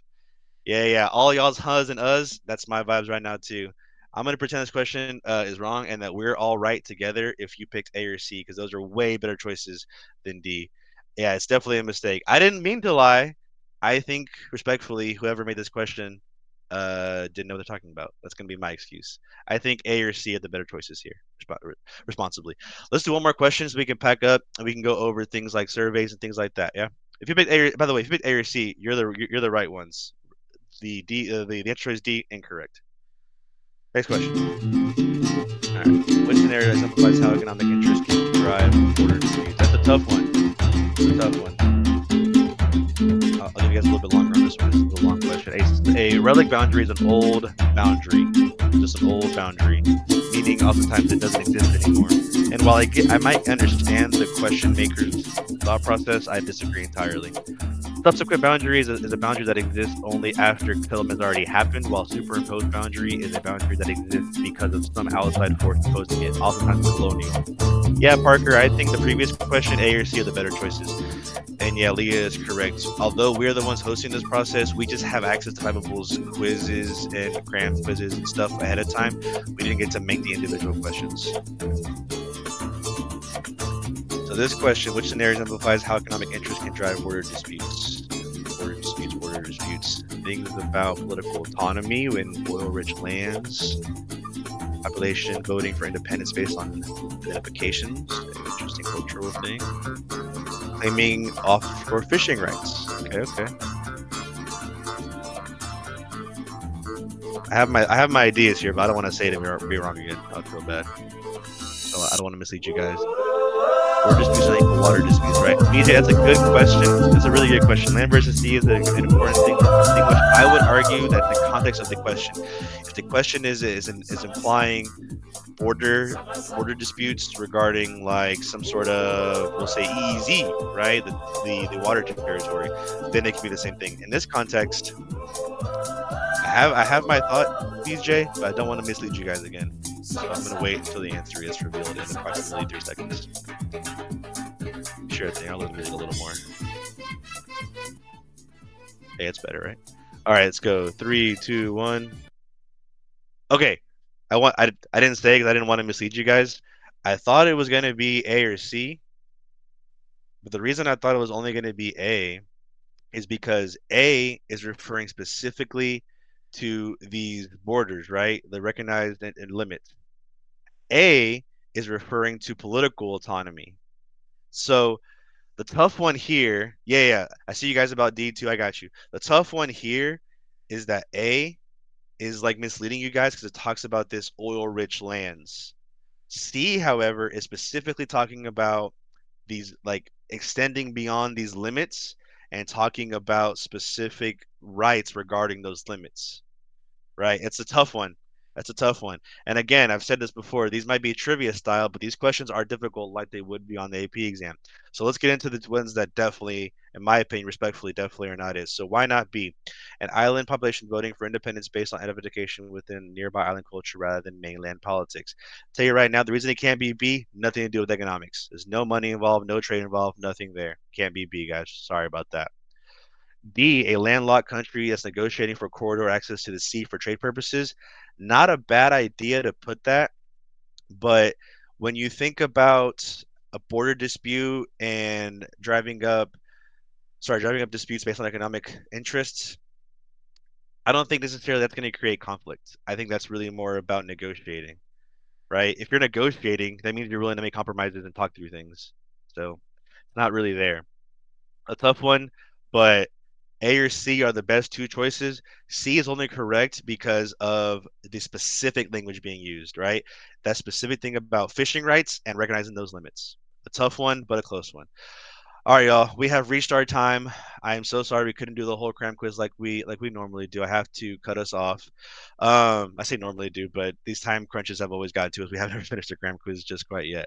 I do before we leave. I want to talk to you guys about a couple of things. First of all, here at the bottom of the presentation screen where we have the cram quiz link, I'm going to replace that with the survey link. So this survey link is a feedback survey for tonight. Please, please, please, please, please give us a survey, some feedback, fill out the survey because we want to make sure that we did right by you guys as best we could. Don't be shy. Feel free to be honest, be critical. If you felt that we didn't cover enough, you felt we were too fast, too slow, you want more cram quiz time, let us know how we can do better by you guys. Please, please, please, please. Before we leave, to answer some more questions, I see that you're talking about things like the cram quiz time on your own. I think Fiveable has that ability on your own, Allie, not through us.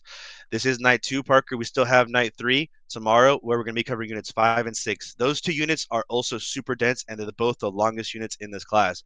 So we're going to be moving just as fast as today. Okay. Then we have our night 4 covering unit 7, along with filling in some of these gaps. Like, for example, we missed unit 2. We got to go back and finish unit 2. We'll also be doing some cram quizzing there. Then our night 5 will be covering some survey. Sorry, not some survey. I just read the word again. We're covering some test taking tips. While you have the survey link at the bottom of the screen, me and your student host presenters, we've been putting together a Google Doc that has a bunch of exam prep tips and tricks. And so while it's not done, make sure I have this right, share the link with anybody, and it says viewer only. Good, so you guys can't go in there and start editing on accident. But this document I'm posting in the chat right now is a Google Doc that I've made. And what it is a quick Google Doc that has a bunch of things like some screenshots of some test prep things that I've shown my students, the FRQ practice, some multiple choice practice. It also has, in fact, let me just share the screen so I can just stay on one thing at a time. It also has some examples of, at the bottom here, has some examples of things that your own student hosts have done, including, I mean, I wrote some, but they themselves did. You can see some examples from Megan about study tips. You can see some examples from Eliza talking about recall, practice your recall, right? It's talking about Leah make sure don't be stressed. I definitely recommend you take your morning and just relax yourself, do your best to be calm. And Tejal coming in really, really smartly with that time management. Anyways, all those. Notice here I have a section about extra resources. I haven't filled that part out yet. It's my fault. I'm going to fill that out for you guys soon, I promise. And then very lastly, a lot of y'all were talking about, oh, do we need to have examples? Do we need examples? All your examples right here. Boom, I got you. These are examples that I use in class daily. They're examples that cover a bunch of historical things. They're examples that cover a bunch of modern day things. Watch those videos. Play. There's a game in there about gerrymandering. There's a few articles in there. Read, practice. watch the videos or two. I appreciate you guys, all your kind words tonight. You guys have been awesome. Thank you guys for being so not just like efficient and professional and awesome in the chat, but you guys were also kind to each other, really helpful. I really appreciate you guys being awesome students. Definitely bringing the AP Human Geo name up to the highest level. You guys are awesome. That being said, I'm gonna post the document link one more time in case it gets lost in the chat. We got to dip out. You guys are awesome. Have a good rest of your night. Get some good night rest. Enjoy your weekend. We'll be back here tomorrow, same time, same place. Peace out, homies. Have a good one, everybody. Bye, y'all.